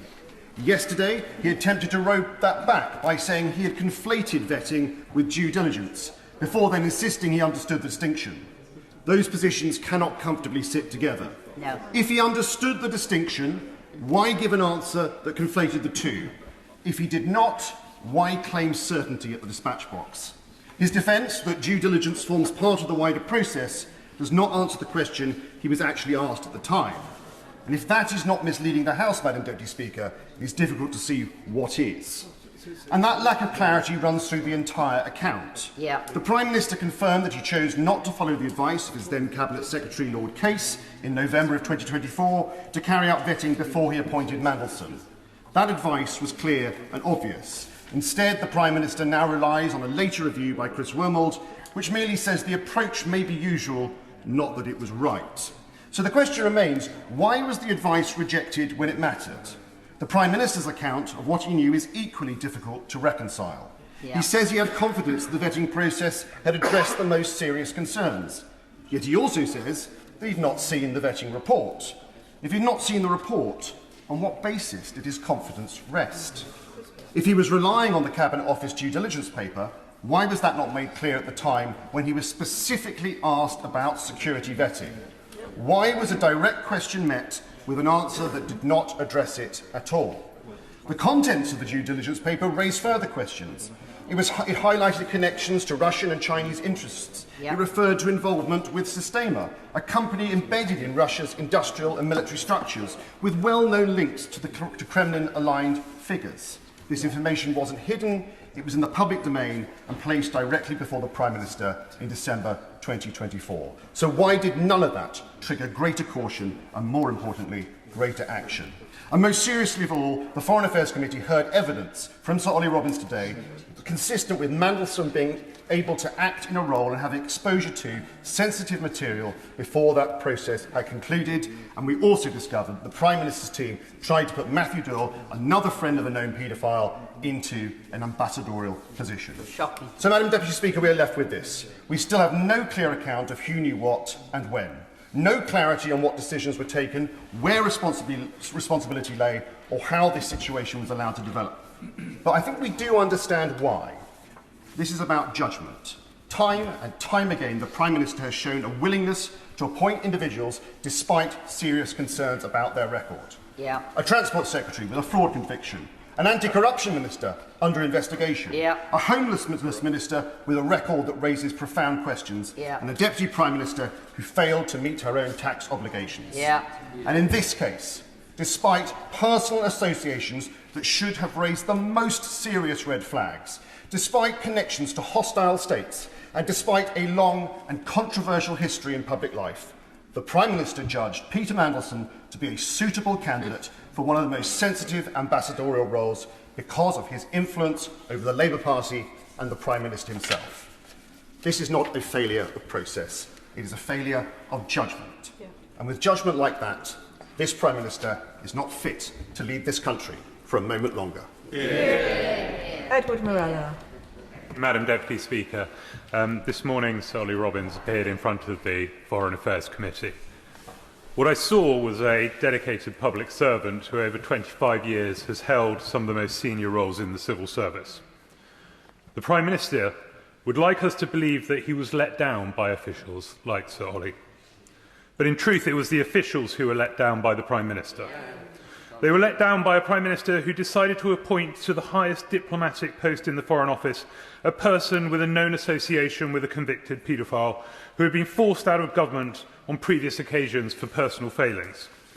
Having made that decision, Number 10 was determined to ram it through. We have heard of the repeated calls to Ollie Robbins' private office demanding that they get it done and do it quickly. Number 10 even went so far as to arguing that the vetting process wasn't necessary at all.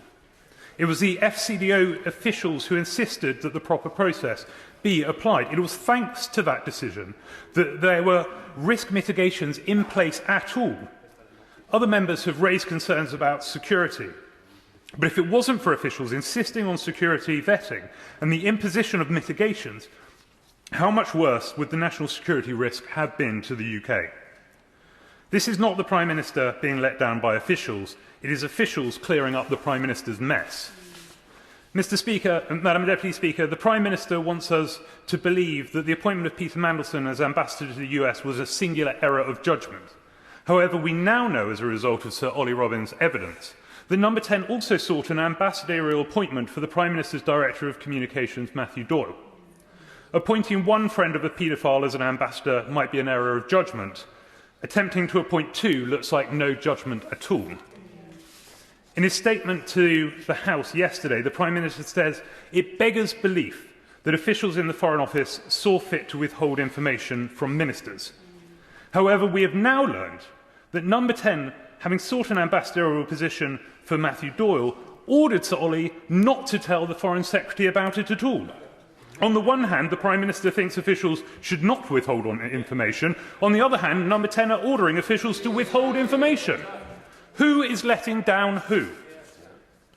Madam Deputy Speaker, today I saw a diligent, committed, proud and passionate civil servant who worked unbelievably hard for this country and for this Prime Minister. The Prime Minister may have found someone to fire, but the decision to appoint Peter Mandelson was his. The decision to ram that appointment through was his. The decision to announce the appointment before security had been completed was his. The Prime Minister is running out of people to fire. It is time he answered for them. The Minister will be called at 5 p.m. precisely, sir, with the remaining time, Jim Allister. Thank you, Madam Deputy Speaker. Yesterday, the focus of many members was asking the question of the Prime Minister why he never thought to ask whether Mandelson had had security clearance. There was great reticence about asking that question. But today we discovered there was no such reticence in number 10 when it came to trying to meddle in this process. We heard from Sir Ollie Robbins this morning that the message was very clear from number 10. The Prime Minister wants this done at pace. The Prime Minister didn't tell us that yesterday. This had nothing to do with him. This was an independent process. Never once did he tell us that his officials told the Foreign Office this must be done at pace. We heard from Sir Ollie this morning that there was an atmosphere of pressure from number 10, that throughout January there was constant pressure to get it done, some of it laced with expletives. Get it done. And then Sir Ollie came to the point of telling us it would have been very difficult not to approve Mandelson.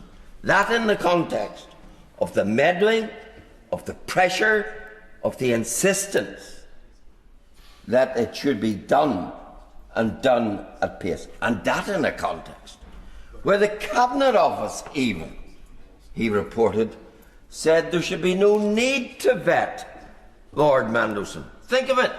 The man twice dismissed, the man with a litany of black marks against him as a public official, and the Cabinet Office, at the heart of this government, protested there was no need to vet Mandelson. What we had on display in the appointment of Mandelson was an unbridled, unabashed display of cronyism of the highest and most disgusting order, and corroborated by what at the very same time was happening in respect of Matthew Doyle. At the very same time, in the same early months of 2025, the Prime Minister, who wanted to rush through to get Mandelson approved, was also secretly behind the backs, not just of this Parliament, behind the backs of his Foreign Secretary, was saying, could Matthew Doyle be found an ambassadorial post? But don't tell the Foreign Secretary. That is the circumstance that prevailed in the Prime Minister's number 10. And yet he comes to this House and he tells us, nothing to do with me, Gov. People didn't tell me. I'm innocent because I didn't know. Well, as a lawyer, he should know ignorance is no defence. And as a lawyer, he should be, his training, his instinct should be to interrogate, not to cover up. Sadly, what we've had in this case is a monumental failure, not just of process, failure of character, failure of judgment, failure of leadership, and he should go. Minister Durham-Jones. Mr. Speaker, today's motion asks this House to consider the government's accountability to this place regarding Peter Mandelson's appointment. The government has been and remains fully committed to keeping the House informed of all relevant information related to Peter Mandelson's appointment and subsequent dismissal as Ambassador to the United States. Government ministers have addressed this House on a number of occasions on this matter. The Prime Minister has set out to this House that while much of the debate on this issue has focused on process, at the heart of all of this is the decision to appoint Peter Mandelson in the first place. The Prime Minister has been upfront about that and takes responsibility for it. The Prime Minister knows that he should not have made the appointment. He regrets the decision and he apologises, in particular to the victims of Jeffrey Epstein for doing so. Those women and girls have been subject to intolerable cruelty, disgusting abuse, and yet to date without justice. And their experiences should be taken seriously and they should be listened to. So, Mr. Speaker, I do not come to the House today to defend that decision. It was the wrong one. I am here, however, to account for the government's accountability to this House on the process that followed.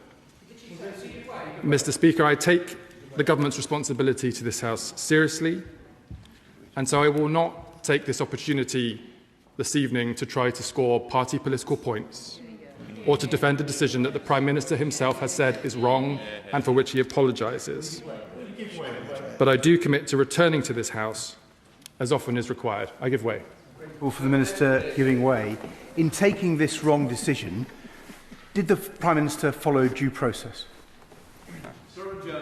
The Prime Minister followed the process that was in place, and I will turn to some of the details of that in the remainder of my statement. Mr. Speaker, on the 11th of March, I addressed the House in response to the humble address, as we released the first tranche of documents relating to Peter Mandelson's appointment and his subsequent dismissal. I committed to keep the House updated as we work to publish documents relevant to that humble address, and I recommit to do so today. I would like to reassure the House that we are proceeding at pace to process the outstanding documents, a number of which are currently in the process of being reviewed by the Intelligence and Security Committee of this Parliament, with the aim of publishing the next tranche of documents as a matter of urgency. In the debate, Mr. Speaker, I was asked specifically about a question of redactions in respect to documents being published in relation to the humble address. I'll just be clear that redactions are visible on the face of the document by the black marking out of information. If there is no marking out, it is not a redaction. And all redactions are agreed via the Intelligence and Security Committee before they come to this House. Sure. I'm very grateful to the Right Honourable Gentleman for giving way. We've heard a lot from the other side today about process, but can the Chief Secretary to the Prime Minister please tell my constituents, tell the House and the country why on earth did the Prime Minister appoint Peter Mandelson to be the ambassador to the United States? I refer you to the Prime Minister's, I prefer the Honourable Gentleman to the Prime Minister's words, Mr. Speaker, but also to reiterate his apology for having made that wrong decision in the first place. Mr. Speaker, I'll now move to the specific matter of security vetting. As the House heard from the Prime Minister yesterday, on the evening of the 14th of April, he was told for the first time that last year, before Peter Mandelson took up his position as ambassador, that the Foreign Office had granted Peter Mandelson developed vetting clearance against the recommendation of the United Kingdom Security Vetting Authority, UKSV. Again, Mr. Speaker, in the debate this evening, there have been accusations that the Cabinet Office had suggested that developed vetted status or the process to seek that was not necessary. Those accusations are inaccurate, Mr. Speaker. I can confirm to the House, based on advice that I've received, that a question was asked by the Foreign Office of the Cabinet Office team whether, on the basis that Peter Mandelson was already a member of the House of Lords and a Privy Councillor, whether further developed vetting status was required. That then subsequently took place, as members of the House know. The Foreign Office officials who made the decision to overrule the recommendation of UKSV then failed to notify the Prime Minister, the Foreign Secretary or her predecessor, the Deputy Prime Minister or any other minister, including myself, including the former Cabinet Secretary, Sir Chris Wormold. That has been confirmed today in evidence by Sir Ollie Robbins to the Foreign Affairs Select Committee. I'll give way. Thank you, Minister, for giving way. I've been listening to this entire saga being described, and it is confusing, even for someone who's a Westminster insider in the Westminster bubble. Can I ask a question about process? Because he's mentioned the 14th of April, when the Prime Minister was notified that there had been a breach in the security vetting and it had been failed on one extent. At that point, could he explain to me the process of what the Prime Minister would have had to do to gather all the information before coming to the House? So who would he have to speak to? What legal advice did he have to take? Who would he have to consult? And what permission did he have to have? This is important. What information did he need to have before he came back to the House? I want to know, and my constituents want to know. I thank my honourable friend. As the Prime Minister has made clear to the House, and indeed via the publication of a minute of the meeting in which he was informed of this information, the Prime Minister made it immediately clear to his officials that he intended to come to this House to inform members of Parliament of the situation that he had just been told, but that he needed an urgent set of information about who had made what decision when in order to be able to provide the full facts to Parliament. On Tuesday the 14th, this is when the Prime Minister instructed officials to establish the facts urgently. And, Mr. Speaker, I agree with the Prime Minister that he should have been informed of this a long time ago, as should this House. There were multiple opportunities for this issue to have been raised, not just including when the decision to grant Peter Mandelson developed vetting status was initially made, but then subsequently when the Prime Minister asked the former Cabinet Secretary to assure him that all due process had been followed, and he had been assured of that, and then subsequently when the Foreign Secretary and the then Permanent Secretary of the Foreign Office provided a signed statement to the Foreign Affairs Committee confirming, and I quote, Peter Mandelson's security vetting was conducted to the usual standard in line with established Cabinet Office policy. The Prime Minister has clearly said that he was right to sack the senior civil servant, Oliver Robbins. So can the Minister guarantee that the government will contest any employment claim from Sir Oliver Robbins for unfair or constructive dismissal all the way to the Employment Tribunal and will not use taxpayers' money to pay off this gentleman to avoid that outcome? The Honourable Lady will know I am not at liberty to comment in respect of any potential claim to the Employment Tribunal. Peter Mandelson's security vetting was carried out by UKSV between the 23rd of December 2024 and the 28th of January 2025. This included collecting relevant information and interviewing the applicant, in this case, on 2 occasions. One issue was raised in the debate about this particular time period, where there is suggestion that Number 10 applied pressure on officials at the Foreign Office in relation to the security vetting process. It was confirmed in testimony today before the Foreign Affairs Select Committee that no such pressure was applied beyond asking for the process to be completed as quickly as possible, and by Sir Ollie Robbins that no personal contact was made of him via telephone or message, testimony from the official himself in front of the Foreign Affairs Select Committee. Then, on the 28th of January 2025, UKSV recommended to the Foreign Office that developed vetting clearance should not be granted to Peter Mandelson. The following day, on the 29th of January 2025, Foreign Office officials made the decision to grant developed vetting clearance for Peter Mandelson nonetheless. This was an established process for the Foreign Office, which had the authority to be able to make those decisions. And it is worth reiterating this for the sake of clarity, as the Prime Minister did yesterday, that UKSV makes decisions for many departments in government, but not for the Foreign Office. The final decision on developed vetting clearance is made by Foreign Office officials, not by UKSV. When I became aware of the details of Peter Mandelson's case following the publication of Guardian reporting last Thursday, I was then briefed on this matter that evening at the Cabinet Office by officials, both in respect of the case of Peter Mandelson, but also the existing policy regarding UKSV recommendations and the Foreign Office's decisions.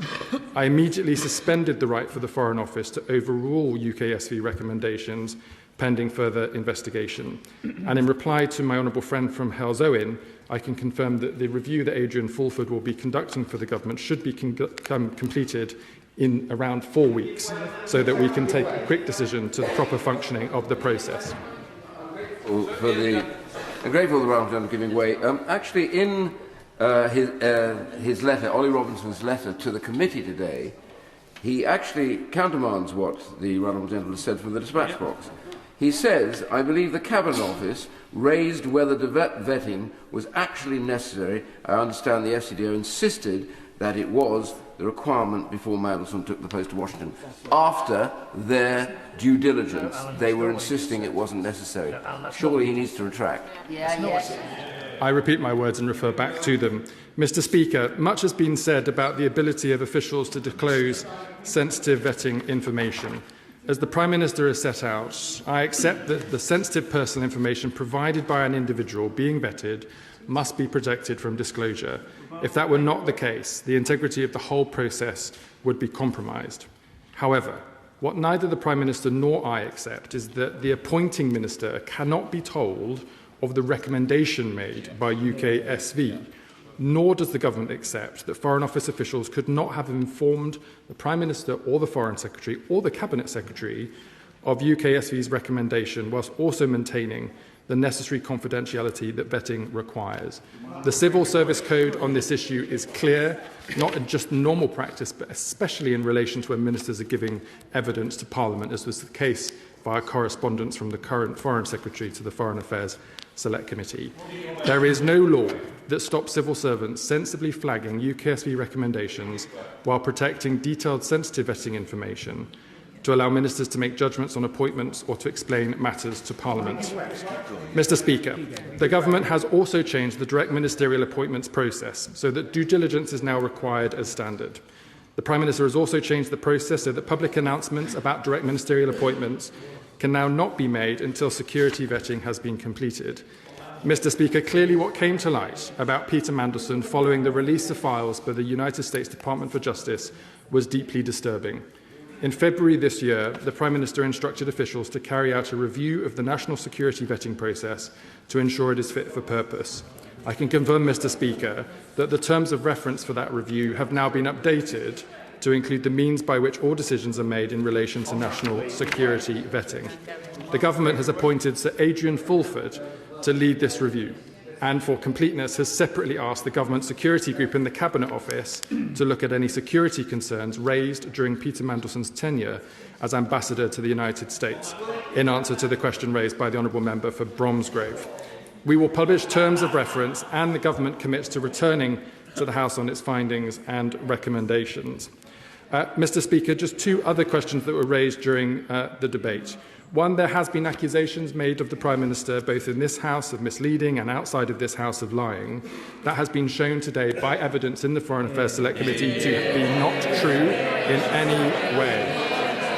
And I am sure the House will be as concerned as I am that whilst officials felt unable to provide this information to ministers, this information was made available to the Guardian newspaper. As a consequence of that, I can confirm that a leak inquiry is now underway. In conclusion, Mr. Speaker, I thank Right Honourable and Honourable Members for their contributions to today's debate. This is my sixth address to this House on the appointment of Peter Mandelson as Ambassador to the United States of America. I recognise the House will want to know about the next steps in respect of the publication of the remainder of the information relevant to the humble address that was not included in the first tranche. I commit to the House that we will release this further material shortly, subject to the processes ongoing with the Metropolitan Police and the Intelligence and Security Committee, and we will continue to keep members updated as we make progress. Mr. Speaker, I commend the statement to the House. Leader of the Opposition, Kevin Badenoch. Thank you, Mr. Speaker. And let me start by thanking members from across the House for speaking in this debate today. We heard many powerful statements. I'm particularly grateful to the many speakers on my side, including the members for Chingford, Ruislip, Goole, Morden and Weald. I found myself nodding along to the member for Leeds East, the first time I think that has ever happened. But, Mr. Speaker, we heard very, very good speeches from the member for North Herefordshire, from Largan Valley, East Wiltshire, St Neots, North Antrim. This is membership from all sides of the House giving powerful statements. Members of all parties who know that this story doesn't add up. We have also heard some statements supporting the Prime Minister, which can only be described as brave. As I said when I opened the debate, I do feel for the Minister sent here today on the Prime Minister's behalf. He is the latest person to have to carry the can for the Prime Minister's mistakes.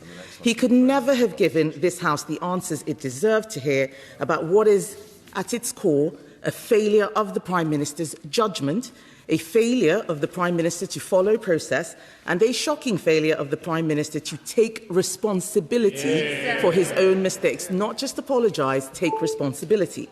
The Minister could not answer why the Prime Minister decided to appoint Peter Mandelson to our most important diplomatic role, despite many members asking, in full knowledge from the due diligence that Mandelson was a security risk. He could not answer why the Prime Minister chose to ignore the Cabinet Secretary and appoint Peter Mandelson before he received vetting. That was clearly not the process at the time, despite what the Minister is saying at the dispatch box. He's saying they changed the process. The advice in November 2024 was to carry out the security vetting. So what process are they changing? One he's just making up. He could not answer why the Prime Minister put the Foreign Office under constant pressure to approve the appointment. He could not answer why Number 10 were dismissive of the entire vetting process. He could not answer why Number 10 also asked for the disgraced Matthew Doyle to be made an ambassador and hid this from the Foreign Secretary. And he could not answer why the Prime Minister sacked Ollie Robbins if he was following a process which he claims was there already. Doesn't make any sense. He couldn't answer because only one man can. That man is not here today. I do not know whether he thinks he is above answering these questions. We'll try again tomorrow. I do not know whether he still somehow thinks that he did nothing wrong, but I'll tell you what I do know. The Prime Minister has put the country's national security at risk. He is not fit for office. He must take responsibility. It is time for him to go. The question is, as on the order paper, as many of that opinion say aye? Aye. The contrary, no. I think the ayes have it. The ayes have it. Point of order, Richard. Thank you, Mr. Speaker. And firstly, I'd like to apologise for not being able to give you advance notice of this point of order. I asked if the Chief Secretary to the Prime Minister could answer the question which I've been trying to get repeatedly, and I would like your advice, Mr. Speaker, on how I get an answer to that, is to the question of did Morgan McSweeney have security clearance at the time he was involved in the Mandelson appointment? And so if we could have an answer to that question either now in writing and you could advise me, I'd be grateful, Mr. Speaker. What I would say is, look, we aren't going to carry on the debate, and I know the member's been here long enough. He will pursue it, and I'm sure that the Treasury bench will have heard that he doesn't feel he's had an answer, but I certainly know it won't be the end of it. Right. Programme motion to be moved formally. I'd like to move. The question is, as on the order paper, as many of that opinion say aye. Aye. The contrary, no. I think the ayes have it. The ayes have it. The clerk will now proceed to read the orders of the day. English Devolution and Community Empowerment Bill. Consideration of Lord's amendments. No. I can inform the House of Lords Amendments 39 engages the Commons financial privilege. If the Lords Amendment is agreed to, I will cause the customary entry waiving the Commons financial privilege to be entered into the journal. We will begin with government motion to disagree with Lords Amendments 2, with which it will be convenient to consider all other Lords Amendments, government motions and amendments as the notice paper. I call the Minister to move the motion. Who said that? Ian. Minister. Move.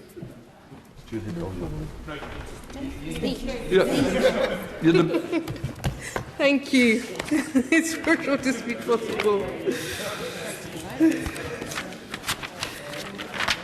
Thank you, Madam Deputy Speaker. This government was elected with a clear mandate to deliver change. But to deliver change that people can see and feel, we must empower our communities. So we are determined to build a different type of state where local leaders and communities with real skin in the game are given power and control to shape the things that matter in their place and in their lives. Our English Devolution and Community Empowerment Bill is a critical, bold step to deliver this, driving the biggest transfer of power out of Whitehall to our regions and our communities in a generation. It sets a floor for devolution, and we intend to build on the foundation set out in this bill to give communities the power, the control they are demanding to drive the change that they want to see in their place. I will give way.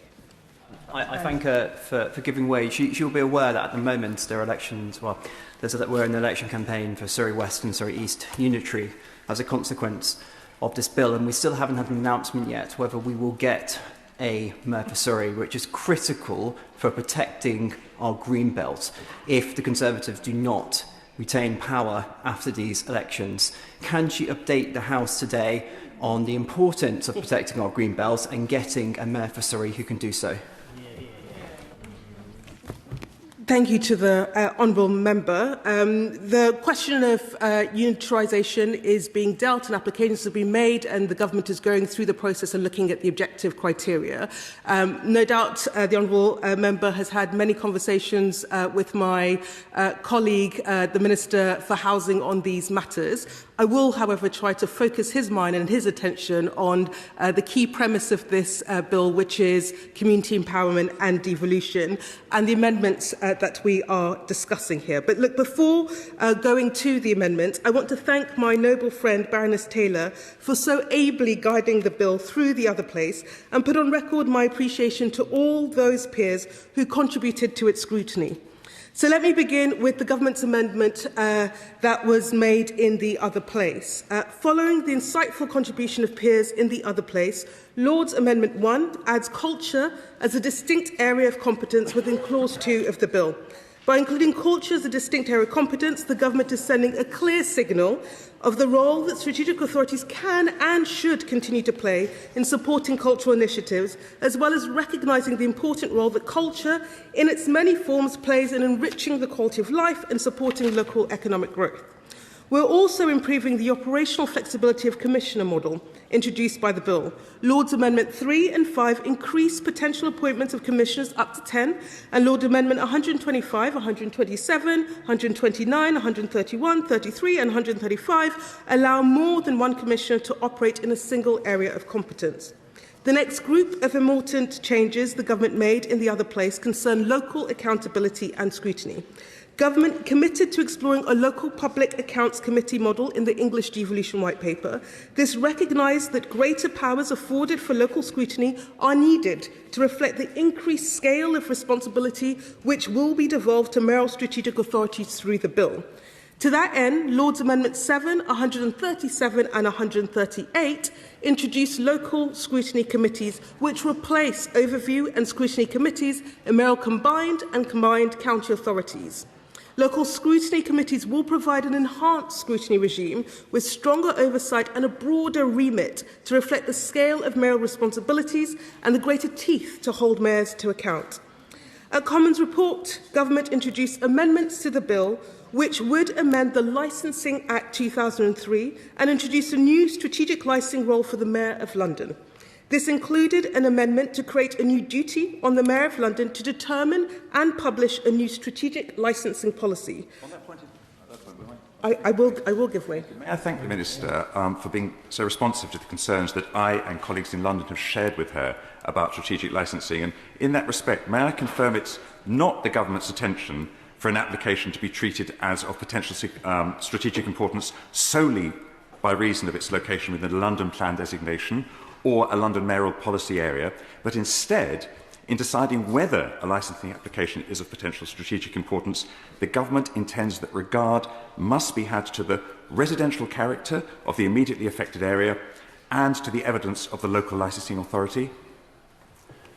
Thank you to my honourable friend for raising this important question and for his ongoing engagement in this. Let me take his question in turn in the context of the set of things that we are trying to do through this bill. So, look, the government is really clear, and Baroness Taylor made this very clear in the other place, that we recognise that the licensing authority are often best placed to make licensing decisions based on their local knowledge.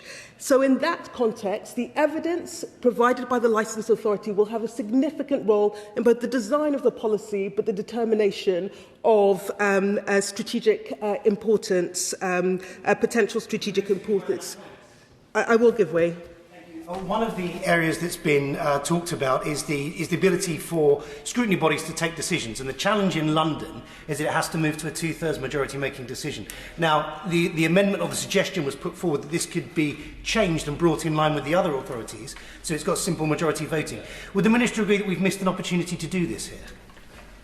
Madam Deputy Speaker, I will come back to that point because it speaks to a particular amendment I'd like to speak to, but I do want to fully address the point that has been made on particularly the call-in powers with regards to licensing. And look, my honourable friend, as well as the honourable member for cities of London and Westminster, Hackney South and Shoreditch, Vauxhall and Camberwell Green, Dulwich and West Norwood, have provided very clear, insightful feedback, constructive engagement, and they have done a fantastic job, I may say, of representing the concerns of their constituents. And so let me reassure them on all the key points that they have raised. This amendment will be embedded within the 2003 Licensing Act, and I think it is very important to put that on record. The licensing objectives which seek to protect and safeguard local communities will apply, and the Mayor will be required to have regard to them when exercising the powers conferred through this amendment. The Government is also incredibly clear that there must be the right balance between encouraging the growth of hospitality in the nighttime economy, which we want to do, but also protecting the needs of local community and their place. And the safeguarding and the reassurance that's required is locked into the way that we have designed this policy. Local licensing authority, as I've said, will continue to be the default decision maker, and therefore the Mayor must have regard to the evidence that they are providing to determine the decisions that they make. And finally and crucially, where cumulative impact zones have been designated by boroughs, this will remain the case, and the Mayor must have regard to the cumulative impact assessment. So we hope we have designed this in a way that provides that balance between growth, but critically residential amenity and safeguarding the protection of the local community. And as we design the detail around potential strategic importance, we are committed to working with members across the House as well as our licensing authorities to ensure that we get this right. On pavement parking, which affects communities across the country and disproportionately harms people with mobility or sight impairment, as well as those with prams or pushchairs, who rely on safe, accessible pavements to move around independently, this Government is committed to creating safer, more inclusive streets. Laws Amendment 41 and 158 will enable the Secretary of State to make regulations under which English local transport authorities would be able to prohibit the parking of motor vehicles on pavements in their area. This will include detail on how local transport authorities will exercise the power to prohibit pavement parking, which vehicles would be excluded, and permissive exemptions. I will give way. Thank the Minister for that, for giving way. I'm just wondering, with these new powers being handed to local transport authorities, will there come funding to actually enforce these new measures and obligations that the councils are getting? Well, we have a policy that wherever there are new powers that are conferred, whether to local authorities or combined authorities, the new burden principle is in place. And in designing this particular policy, we will work really closely with local authorities to ensure that we are doing enforcement in a way that actually bites for our communities in the way that they want to see.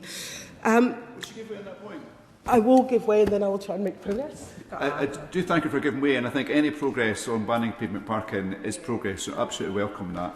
So will guidance be given to local authorities on how that could work? I mean, we've got a ban in Edinburgh and it's been transformative, so hopefully we can look to there for some examples of how this could work. And also, you did mention, sorry, the Honourable Lady did mention exemptions. Will the Government be mandating any exemptions centrally, or is that entirely up to the local authorities to make that decision? Minister. Thank you to my honourable friend.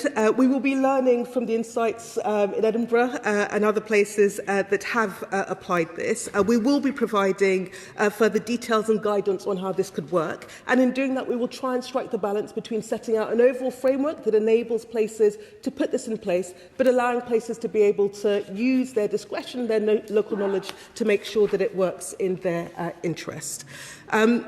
On private taxis and private hire vehicles, Madam Deputy Speaker, whilst we agree with Baroness Casey's view expressed in her report published last year that the vast majority of trades, whether drivers, vehicle proprietors or private hire vehicle operators, are hard-working and law-abiding people who take pride in their work, it is right that there are enforcement powers available to prevent those few that seek to abuse their position of trust and pose a risk to the public.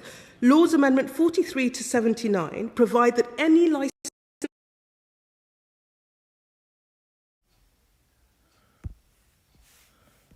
Okay, right. Thank you all for watching. Just need to come on and let you know that this is going to end now.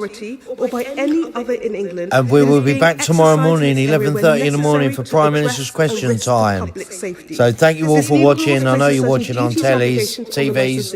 So I thought I'd come on and do a little voiceover, and hopefully you understand. Thank you all for watching. Make sure you subscribe and you hit that like button. It's much appreciated. It's getting late. I'm getting hungry. We acknowledge the suspension has no impact licensees' livelihood, and they can only be used where the immediate suspension of the licence is judged necessary in the interest of public safety. Nevertheless, powers have been taken to set out in secondary legislation Thank you, everyone. any legislation and appeals process. Have a great evening. To enable compensation to be payable by licensing authorities